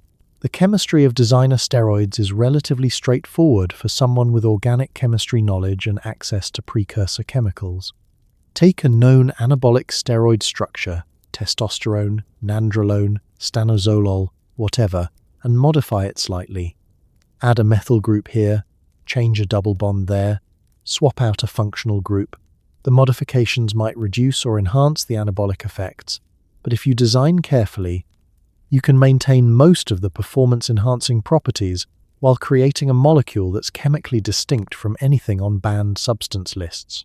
Anti-doping agencies try to combat this with analog laws and class-wide bans. Instead of banning specific compounds, they ban entire classes of structures. Any substance structurally or pharmacologically similar to testosterone or its analogues. But these broad definitions are difficult to enforce because you have to prove that a novel compound is similar to a banned one, and similarity can be debated. Chemists design compounds that sit in grey zones, arguably outside class definitions, at least until they're specifically added to banned lists. Madol, desoxymethyltestosterone, is another designer steroid that circulated among athletes.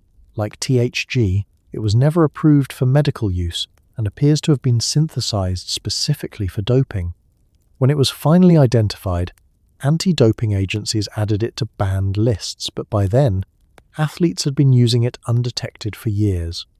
The detection problem is compounded by the fact that designer steroids are often used in microdoses or for short periods during training, then discontinued well before competition. Anabolic effects, increased muscle mass, strength, and recovery capacity persist for weeks or months after stopping steroid use. Athletes can load up during off-season training with designer steroids, build muscle and strength foundations, then compete clean while retaining the benefits. There's also the issue of metabolites. When your body processes steroids, it breaks them down into metabolites that are often easier to detect than the parent compound. But with designer steroids, nobody knows what the metabolites look like. Testing labs need reference samples of both the drug and its metabolites to develop accurate tests. If a designer steroid has never been characterized, its metabolites are unknown, making detection impossible even with advanced equipment. Some designer steroids are never identified at all. They circulate underground, used by athletes who benefit from their effects, then disappear when sources dry up or users move on to newer compounds. These steroids become ghost substances. Evidence suggests they existed, patterns of suspicious performance improvements, anecdotal reports from athletes, but no physical samples were ever obtained for analysis. The underground steroid synthesis community is sophisticated and international. Chemists in China and India produce raw steroid powders that are then distributed globally through networks of dealers, coaches, and athletes. Some of these operations produce standard banned steroids like testosterone or trenbolone, but others specialize in designer compounds, novel structures sold with the promise of being undetectable. Quality control in underground steroid production is inconsistent. Some labs produce high-purity compounds with accurate dosing. Others produce contaminated or misdosed products, sometimes containing entirely different steroids than advertised. There have been cases where athletes thought they were taking a designer steroid only to test positive for a standard banned compound because their supplier had mislabeled or adulterated the product. The financial incentives are enormous. Elite athletes stand to earn millions from victories, endorsements, and career longevity. The cost of designer steroids, even at inflated black market prices, is trivial compared to potential earnings. A designer steroid cycle might cost a few $1,000s. A gold medal can be worth millions in lifetime earnings. The math strongly incentivizes cheating, especially when detection seems unlikely. Testing agencies have tried to get ahead of designer steroids with broad screening techniques, looking for suspicious patterns in metabolic profiles or using high-resolution mass spectrometry to detect unknown compounds. But these methods are expensive and still require human interpretation. An unknown peak on a mass spectrum might be a designer steroid or might be a harmless dietary compound or medication. Without reference standards, you're guessing. The future of designer steroids might involve even more undetectable approaches. Selective androgen receptor modulators, SARMs, designed to have tissue-selective effects, building muscle without affecting the prostate or causing other steroid side effects, or gene therapy approaches that trigger natural anabolic processes without introducing synthetic compounds. As enhancement technology becomes more sophisticated, detection becomes increasingly theoretical. Designer steroids represent a fundamental challenge to anti-doping efforts. Chemistry can create novel compounds faster than testing can characterize them. Athletes get the performance benefits, pass all tests, and sometimes never face consequences, even when later evidence suggests they were doping. The playing field isn't level, it's tilted toward those with access to cutting-edge chemistry and sophisticated evasion strategies. And unless testing technology makes a quantum leap forward, designer steroids will continue to give some athletes undetectable advantages while others compete clean, never knowing they're racing against chemically enhanced opponents. Bath salts became a media sensation in the early 2010s, associated with bizarre, violent behavior and emergency room horror stories. But the term bath salts is misleading. It refers not to actual bathing products, but to synthetic cathinones, stimulants chemically related to an amphetamine-like substance found in the cat plant. These compounds, with names like mephedrone, MDPV, and methylone, were sold legally online and in convenience stores, often labeled not for human consumption to skirt drug laws. The real problem? Standard drug tests didn't detect them. Users could be high, paranoid, or dangerously aggressive, and toxicology screens would come back clean. By the time testing protocols were updated to catch these substances, chemists had already tweaked the formulas and released new versions. Bath salts weren't just undetectable, they were designed to be that way, exploiting gaps in both law and science. The natural starting point for understanding synthetic cathinones is khat, a plant native to East Africa and the Arabian Peninsula. For centuries, people have chewed khat leaves for their stimulant effects. The active compound, cathinone, produces effects similar to amphetamines, increased energy, alertness, euphoria, and appetite suppression. In the early 2000s, chemists began synthesizing cathinone analogues in laboratories, creating compounds that were structurally similar but more potent and with longer-lasting effects. Mephedrone, 4-MMC, was one of the first synthetic cathinones to gain widespread popularity. It emerged in the mid-2000s, sold openly on websites as a research chemical or plant food. Users reported effects similar to MDMA and cocaine combined: intense euphoria, increased sociability, enhanced sensory perception, and powerful stimulation. Mephedrone became enormously popular in European club scenes, particularly in the UK, where it was legal until 2010. The detection problem was immediate and obvious. Standard amphetamine tests look for amphetamine, methamphetamine, and sometimes MDMA metabolites. Mephedrone is structurally different enough that these tests don't recognize it. You could be completely high on mephedrone, pupils dilated, heart racing, jaw clenching, and a drug test would show absolutely nothing. It was invisible to every standard testing protocol. MDPV, methylene-dioxypyrovalerone, represents the darker side of synthetic cathinones. This compound is an extremely potent stimulant, active at doses of just a few milligrams.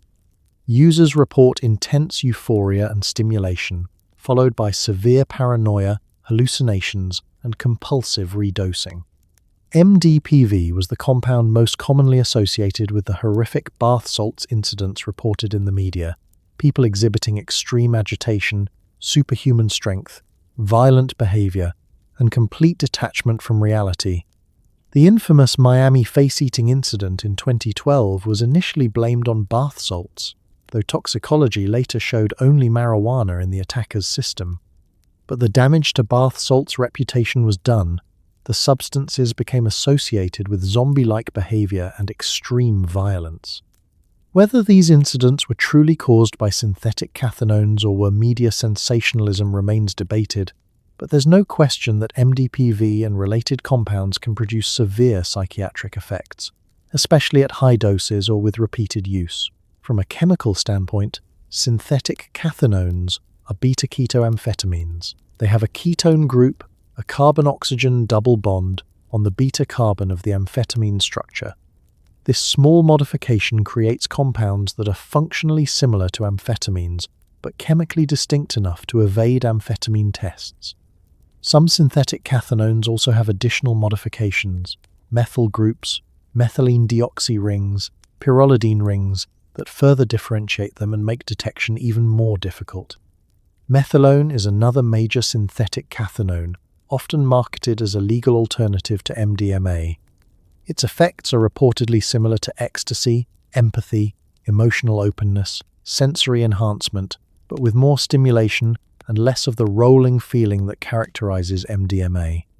Methylone became popular at raves and electronic music festivals as a substitute when MDMA was difficult to obtain or when users wanted something technically legal. The legal status of synthetic cathinones changed rapidly as governments scrambled to respond. The UK banned mephedrone in 2010. The US passed the Synthetic Drug Abuse Prevention Act in 2012, placing many common synthetic cathinones into Schedule 1. But the bans were always reactive, targeting specific compounds after they'd already become widespread problems. And because the bans were compound-specific rather than class-wide, chemists simply modified molecular structures to create new cathinones that weren't explicitly illegal yet. This led to a proliferation of generations of synthetic cathinones. First-generation compounds like mephedrone and MDPV were banned. Second-generation compounds with slight structural modifications, pentadrone, ethylone, butylone, appeared to replace them. When those were banned, third-generation compounds emerged. The molecular variations are sometimes trivial, extending a carbon chain by one atom, adding a fluorine, swapping a methyl for an ethyl group. But each modification creates a new compound that's technically legal until specifically scheduled. The detection challenge intensified with each generation. Testing labs had to develop specific assays for each new cathinone as it was identified, but this is a slow, reactive process. A new cathinone has to be encountered by law enforcement, sent to a forensic lab, chemically characterized, synthesized as a reference standard, and then a test protocol has to be developed and validated. This can take months or years. Meanwhile, the compound is circulating widely, completely undetectable by standard tests. Even when specific synthetic cathinone tests became available, they weren't widely implemented. Comprehensive screening for dozens of different cathinones is expensive and time-consuming.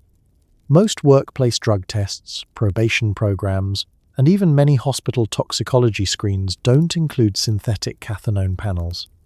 So users could consume these substances and pass standard drug tests even after specific detection methods existed, simply because those methods weren't being used in most testing contexts.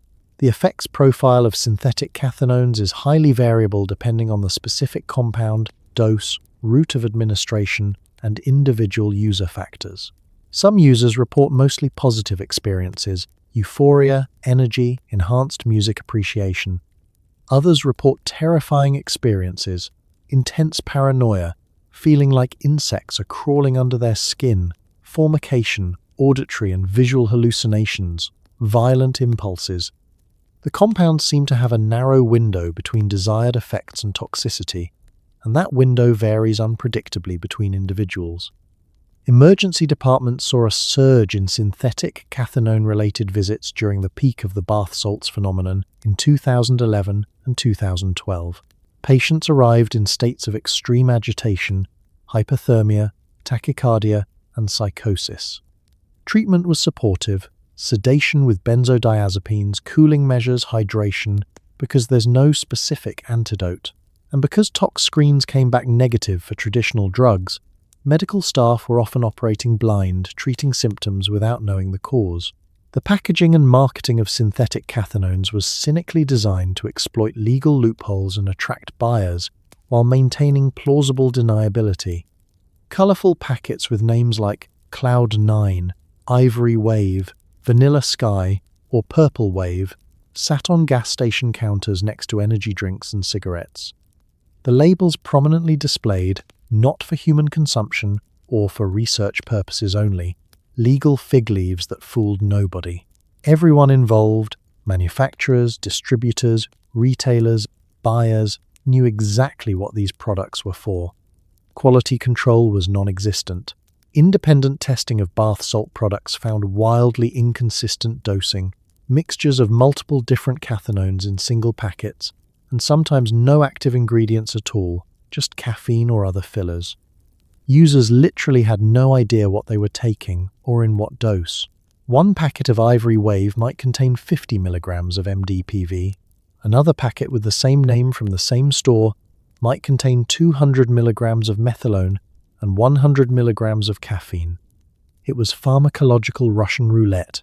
The synthetic cathinone phenomenon has largely faded from mainstream attention, partly due to legal crackdowns and partly due to the opioid epidemic dominating drug policy discussions. But synthetic cathinones haven't disappeared, they've just moved underground. They're still available from research chemical vendors, dark web markets, and underground chemists. Newer generations continue to emerge, constantly evolving to stay ahead of regulations and testing. The bath salts era taught several lessons about undetectable drugs. First, legal status and detectability are separate issues. Something can be legal and undetectable, then illegal but still undetectable. Second, media sensationalism around drug scares doesn't necessarily align with pharmacological reality. Synthetic cathinones are dangerous, but many bath salts horror stories were exaggerated or misattributed. Third, reactive drug policy will always lag behind chemical innovation. You can't ban or test for what you don't know exists yet. And finally, the undetectable nature of novel drugs creates real dangers for users, medical professionals, and society. When emergency responders don't know what substance they're dealing with, treatment becomes guesswork and outcomes worsen. Synthetic cathinones demonstrated all of these problems simultaneously, and the lessons learned apply to every category of undetectable drug that's emerged since. Carfentanil is so potent that a dose the size of a grain of salt can kill a human. Originally developed to sedate large animals like elephants, it's roughly 100 times stronger than fentanyl and 10,000 times stronger than morphine. And it's nearly impossible to detect with standard opioid tests. Carfentanil has been found mixed into heroin and counterfeit pills, often without the user's knowledge. The result?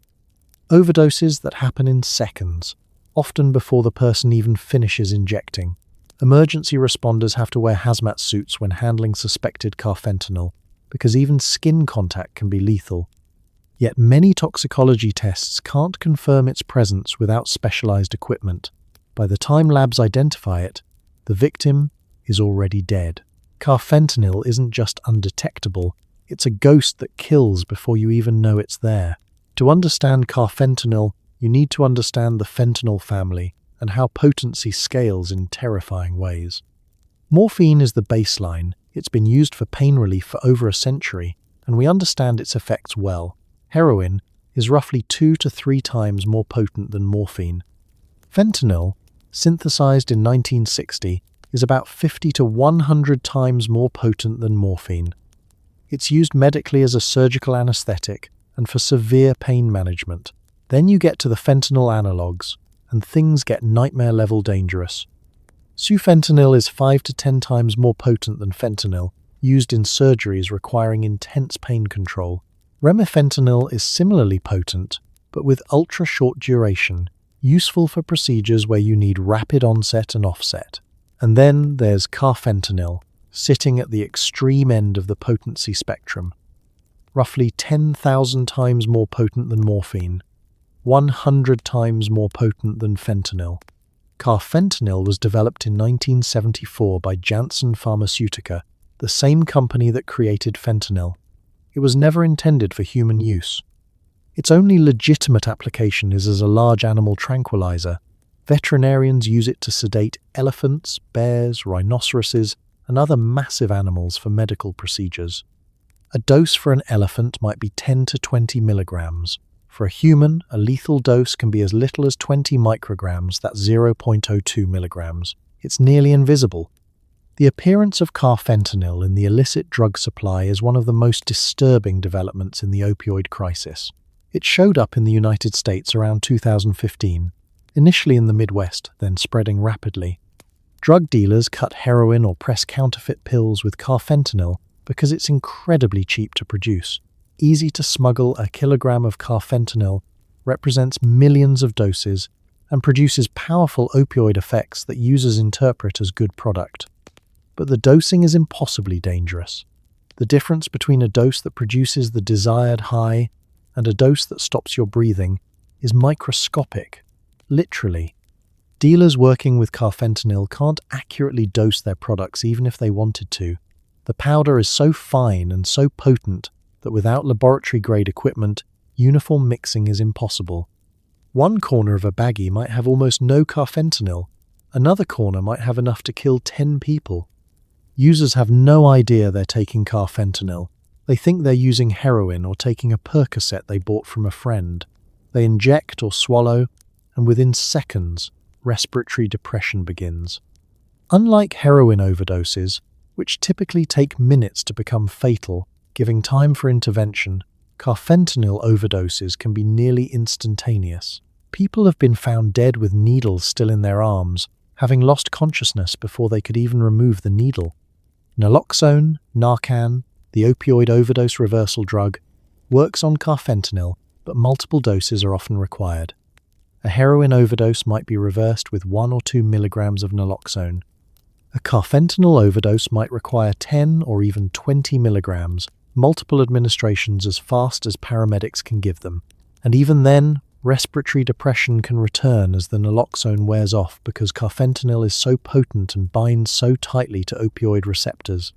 First responders have become terrified of carfentanil exposure. There have been reports, some disputed, of officers or paramedics experiencing opioid symptoms from airborne exposure or skin contact while responding to overdose scenes. Whether these incidents represent genuine exposure or anxiety-induced symptoms is debated, but the fear is real. Some jurisdictions now require responders to wear gloves, masks, and even full protective equipment when handling suspected carfentanil. From a detection standpoint, carfentanil is nearly invisible. Standard opioid immunoassay tests look for morphine and codeine. More comprehensive panels might include oxycodone, hydrocodone, and fentanyl. But carfentanil? It requires a specific test that many labs don't routinely perform. Even advanced mass spectrometry methods need to be specifically calibrated to detect carfentanil because the concentrations are so minute. Medical examiners have reported cases where someone clearly died of an opioid overdose, classic presentation, naloxone in their system from emergency treatment, needle marks, everything, but the standard toxicology panel came back negative. Only when they specifically tested for fentanyl analogues using ultra-sensitive methods did they find carfentanil, present in such tiny amounts that it wouldn't have shown up on standard screens. The source of illicit carfentanil is predominantly China, though some synthesis occurs in Mexico. Chinese chemical manufacturers produce it as a research chemical or veterinary product, shipping it internationally through regular mail with falsified customs declarations. A package the size of a shoebox could contain enough carfentanil powder to produce millions of lethal doses.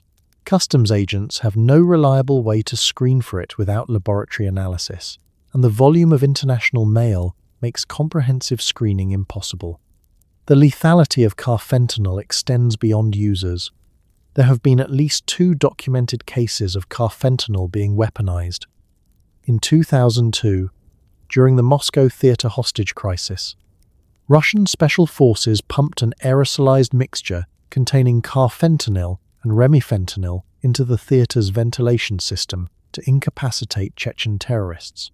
The terrorists were indeed incapacitated, but so were the hostages.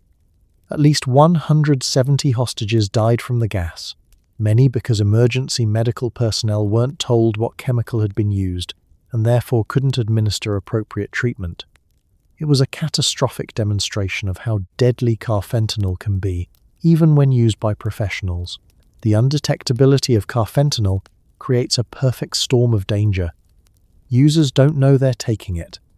Dealers often don't even know they're selling it. They might buy powder advertised as fentanyl that's actually carfentanil or a mixture. Emergency responders can't quickly identify it. Medical examiners might not detect it without specialized testing. And by the time anyone realizes carfentanil was involved, multiple people may already be dead.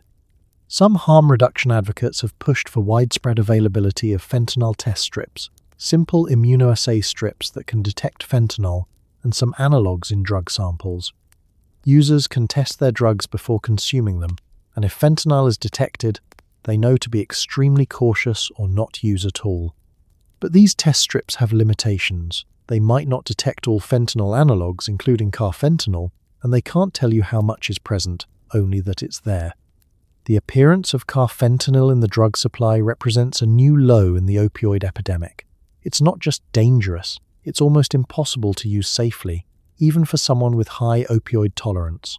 There's no recreational dose, only potentially lethal doses. And its near undetectability means that deaths will continue, users will have no warning, and even sophisticated testing might miss it unless specifically looking. Carfentanil is the ultimate invisible killer, hiding in plain sight in powder form, waiting to stop someone's breathing before they even realize they're in danger. The chemists creating undetectable drugs aren't mad scientists in basement labs, though some are. Many are trained pharmacologists, former pharmaceutical researchers, or chemistry PhDs who've turned their expertise toward darker purposes. The process is straightforward. Take a known drug structure, modify a functional group, add or remove a few atoms, and voila, you've created a novel compound that's chemically distinct but functionally similar. This process, called analog synthesis, exploits the fact that drug laws typically ban specific molecular structures, not classes of effects. So if you change the structure just enough, you've created something technically legal and undetectable by existing tests. It's molecular innovation weaponized, and it's happening faster than lawmakers or testing agencies can respond. The chemists aren't just ahead, they're writing the playbook. Understanding analog synthesis requires some basic organic chemistry knowledge. Molecules are made of atoms, carbon, hydrogen, oxygen, nitrogen, and others, connected by chemical bonds. The three-dimensional arrangement of these atoms determines the molecule's properties, including how it interacts with receptors in the human body. Drugs work by binding to specific receptors, proteins on cell surfaces, or inside cells. The shape of the drug molecule, its charge distribution, and its chemical properties determine how tightly it binds and what effects it produces. Here's the insight that makes designer drugs possible.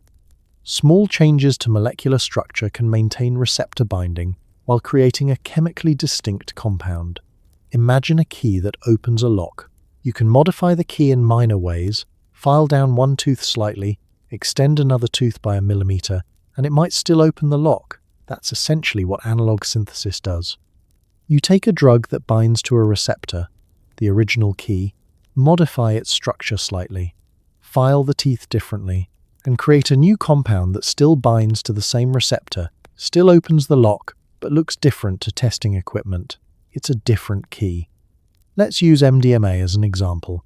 MDMA, ecstasy, has a specific chemical structure, a phenethylamine core with a methylene dioxy ring and an N-methyl group.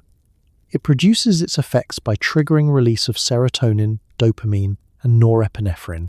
Now, a chemist wants to create an analog that produces similar effects but isn't MDMA. What modifications could they make? They could add a methyl group to the ring structure, creating MDEA, 3,4-methylene dioxy N-ethylamphetamine. Similar effects, slightly different structure. They could modify the methylene deoxy ring, creating compounds like MDA or MDAI. They could add or change substituents on the phenyl ring, creating compounds like the 2CX series, 2CB, 2CI, 2CE, each with slightly different effects but similar mechanisms. They could replace the methylene dioxy ring entirely with other substituents, creating compounds in the NBOMe series. Every modification creates a novel compound that might evade testing. The modifications aren't random. Chemists use structure-activity relationship, SAR, knowledge, to predict which changes will maintain desired effects. Pharmaceutical companies have published decades of SAR research, mapping which molecular features are responsible for which effects. This research was intended to design better medications, but it's also a blueprint for designing novel drugs. A skilled chemist can look at a drug structure, identify which parts are essential for receptor binding, and modify the non-essential parts to create analogues. This is exactly what happened with synthetic cannabinoids. Researchers like John W. Huffman published studies mapping the structure-activity relationships of cannabinoid receptor ligands. They identified which molecular features were necessary for binding to CB1 and CB2 receptors. This research was intended to advance medical understanding of the endocannabinoid system, but it became a recipe book for underground chemists creating synthetic cannabinoids like JWH018, AM2201, and hundreds of others. The speed of analog synthesis is staggering. A competent organic chemist with access to precursor chemicals and basic lab equipment can synthesize a novel analog in days or weeks. Compare that to the drug scheduling process. Identification of the new compound, gathering evidence of abuse or harm, legal review, public comment periods, final scheduling. That process takes months at minimum, often years. By the time one analog is scheduled, 5 more have been synthesized and are already circulating. Some chemists specialize in this work, running underground labs that produce novel compounds for sale to research chemical vendors or direct to consumers. Others work in jurisdictions where drug laws are lax or enforcement is minimal. China has been a major source of novel psychoactive substances, though the government has made efforts to crack down. The financial incentives are substantial. A kilogram of a novel synthetic cannabinoid might cost a few $100s to produce and can be sold for tens of thousands. The equipment needed isn't particularly exotic. Round bottom flasks, heating mantles, reflux condensers, separation funnels, vacuum pumps. This is standard organic chemistry glassware available from scientific supply companies. The precursor chemicals are sometimes controlled, but there are usually legal alternatives or synthesis pathways that start from uncontrolled compounds. A chemist with a good library of synthesis papers and some creativity can usually find a way to make what they want. Quality control in underground synthesis varies wildly. Pharmaceutical companies have rigorous quality control. Every batch is tested for purity, potency, and contamination. Underground chemists? Sometimes they're meticulous, producing high-purity compounds with accurate dosing. Other times they're reckless, producing contaminated products or compounds that aren't what they claim to be. Users have no way to know what they're actually getting. There's also the issue of synthesis errors creating dangerous byproducts. One infamous example is MPTP, a contaminant in underground synthesized synthetic heroin that causes permanent Parkinson's-like symptoms by destroying dopamine neurons. Users who injected this contaminated product developed irreversible neurological damage. Underground synthesis, without proper quality control, can create accidental poisons alongside the intended drug.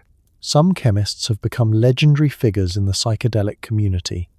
Alexander Shulgin, for instance, was a legitimate pharmaceutical chemist who synthesized and personally tested hundreds of novel psychoactive compounds, documenting his findings in books like P-Hal, Phenethylamines I Have Known and Loved, and T-Hal, Tryptamines I Have Known and Loved.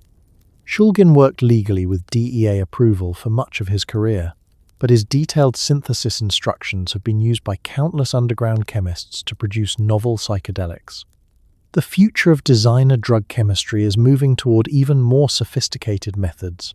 Computer-aided drug design uses algorithms to predict which structural modifications will produce desired effects. Machine learning models trained on pharmacological databases can suggest novel compounds that haven't been synthesized yet, but are predicted to have specific properties. As these tools become more accessible, the barrier to designing novel drugs drops further. There's also the emerging field of biohacking and synthetic biology. In theory, engineered yeast or bacteria could be programmed to produce drug compounds through fermentation, eliminating the need for traditional chemistry. Imagine genetically modified yeast that produces psilocybin or THC analogues. You'd just grow it in a fermenter, harvest the product, and purify it. This technology exists and is being developed for legal pharmaceutical purposes, but it could be repurposed for underground drug production. The fundamental asymmetry in the analog drug game is that creation is faster than detection and regulation. A single chemist can create a novel compound in a week. Testing agencies need months to develop detection methods. Regulatory agencies need years to schedule substances. The timeline favors the chemists overwhelmingly. And as long as that asymmetry exists, undetectable drugs will continue to proliferate, always one step ahead of the systems designed to control them. So here we are, at the end of a journey through the invisible pharmacy that exists all around us, compounds slipping through airports, past workplace drug screens, beyond the reach of toxicology labs, and sometimes, tragically, beyond the reach of justice itself. We've walked through designer labs where chemists play molecular chess with regulatory agencies. We've seen synthetic cannabinoids that leave emergency room doctors baffled. We've encountered fentanyl analogues so potent that a grain of salt becomes a death sentence, and peptides so close to your body's natural chemistry that they're indistinguishable from your own biology. We've explored the dark web pharmacies operating like Amazon for the pharmaceutical underworld, and we've witnessed how your own liver becomes an unwitting accomplice, destroying evidence faster than any crime scene cleaner ever could. The uncomfortable truth we've circled around all night is this: the war on drugs, as it's traditionally been fought, is a war against yesterday's chemistry. By the time a compound is identified, characterized, banned, and added to testing protocols, 3 new variants have already been synthesized and shipped internationally.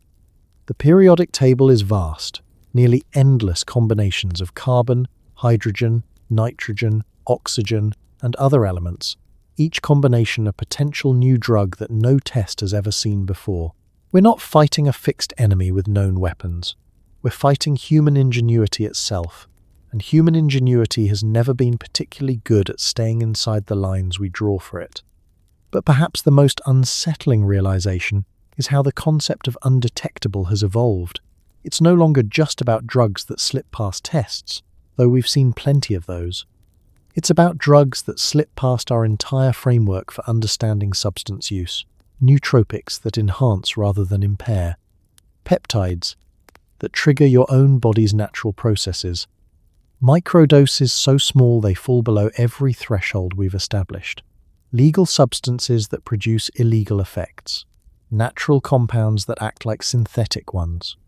The categories we've built, legal versus illegal, natural versus synthetic, medicine versus drug, enhancement versus impairment, are blurring and collapsing under the weight of chemical innovation. And we haven't even touched on what's coming next, gene therapy that could theoretically enhance athletic performance by altering your DNA. Artificial intelligence designing novel compounds that no human chemist has imagined yet. Biohacking and synthetic biology, creating organisms that produce drugs through fermentation. Nanotechnology that might someday deliver substances that are undetectable, not because tests can't find them, but because they're too small to see with conventional methods. The future of undetectable drugs isn't just more of what we've already seen, it's categories of substances we haven't even conceived of yet. So what do we do with all this information? How do we sleep tonight knowing that chemistry has outpaced policy, that detection will always lag behind innovation, and that the invisible pharmacy is open 24/7 with next-day delivery? Maybe the answer isn't in better tests or stricter laws. Maybe it's in accepting that perfect control was always an illusion. The human drive to alter consciousness, enhance performance, escape pain, or just feel different is as old as humanity itself. We've been fermenting, brewing, smoking, and synthesizing since we figured out fire and fermentation.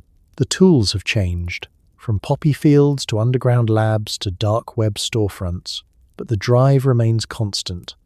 Perhaps the path forward isn't prohibition but education, not scare tactics or simplified, just say no messaging, but honest, comprehensive information about what these substances actually do, how they work, what the risks really are, and how to minimize harm if people choose to use them anyway.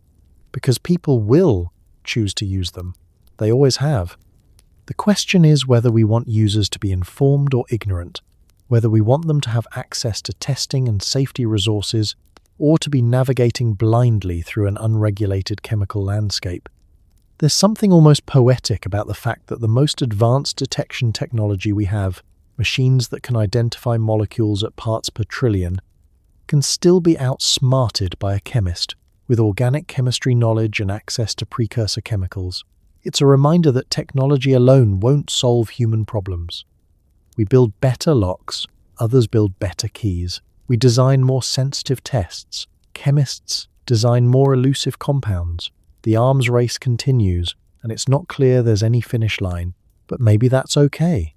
Maybe the point isn't to win, but to keep adapting, keep learning, keep trying to understand the landscape, even as it shifts beneath our feet.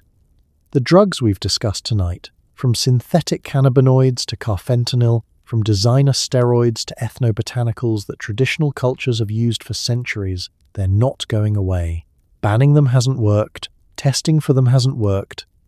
What might work is approaching the problem with humility, acknowledging that we're dealing with fundamental aspects of human nature. Curiosity, the desire for transcendence, the drive to optimize and enhance, the need to escape suffering. So tonight, as you drift off to sleep in your clean bed, in your safe home, perhaps think about the fact that right now, somewhere, a chemist is synthesizing a compound that doesn't exist in any database. Someone is taking a substance that will never show up on any test. An athlete is using peptides that look identical to their natural hormones. In fact, a student is enhancing their cognition with nootropics that fly under every radar. And thousands of people are using drugs that are, for all practical purposes, invisible to the systems designed to detect them. Doe.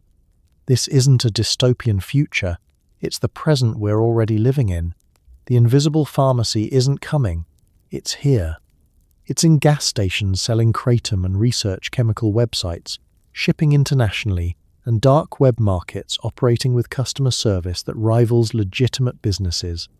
It's in the medicine cabinets of people with prescriptions they use differently than prescribed, and in the supplement bottles that contain compounds nobody's quite sure how to classify. The story of undetectable drugs is really a story about the limits of control in a complex world. It's about the gap between what we want to regulate and what we actually can regulate. It's about human creativity applied to chemistry, sometimes for legitimate research, sometimes for profit, sometimes for enhancement, sometimes for harm. And it's a reminder that molecules don't care about laws, that chemistry operates according to principles that predate human civilization and will continue long after we're gone. So rest easy tonight, or perhaps rest uneasily, now that you know just how much is happening in the chemical shadows. Either way, know that you're a little more informed about one of the strangest, most rapidly evolving aspects of modern life. The drugs that exist in the space between legal and illegal, between detectable and invisible, between medicine and poison. They're out there, undetectable and multiplying, and chemistry always has the last laugh.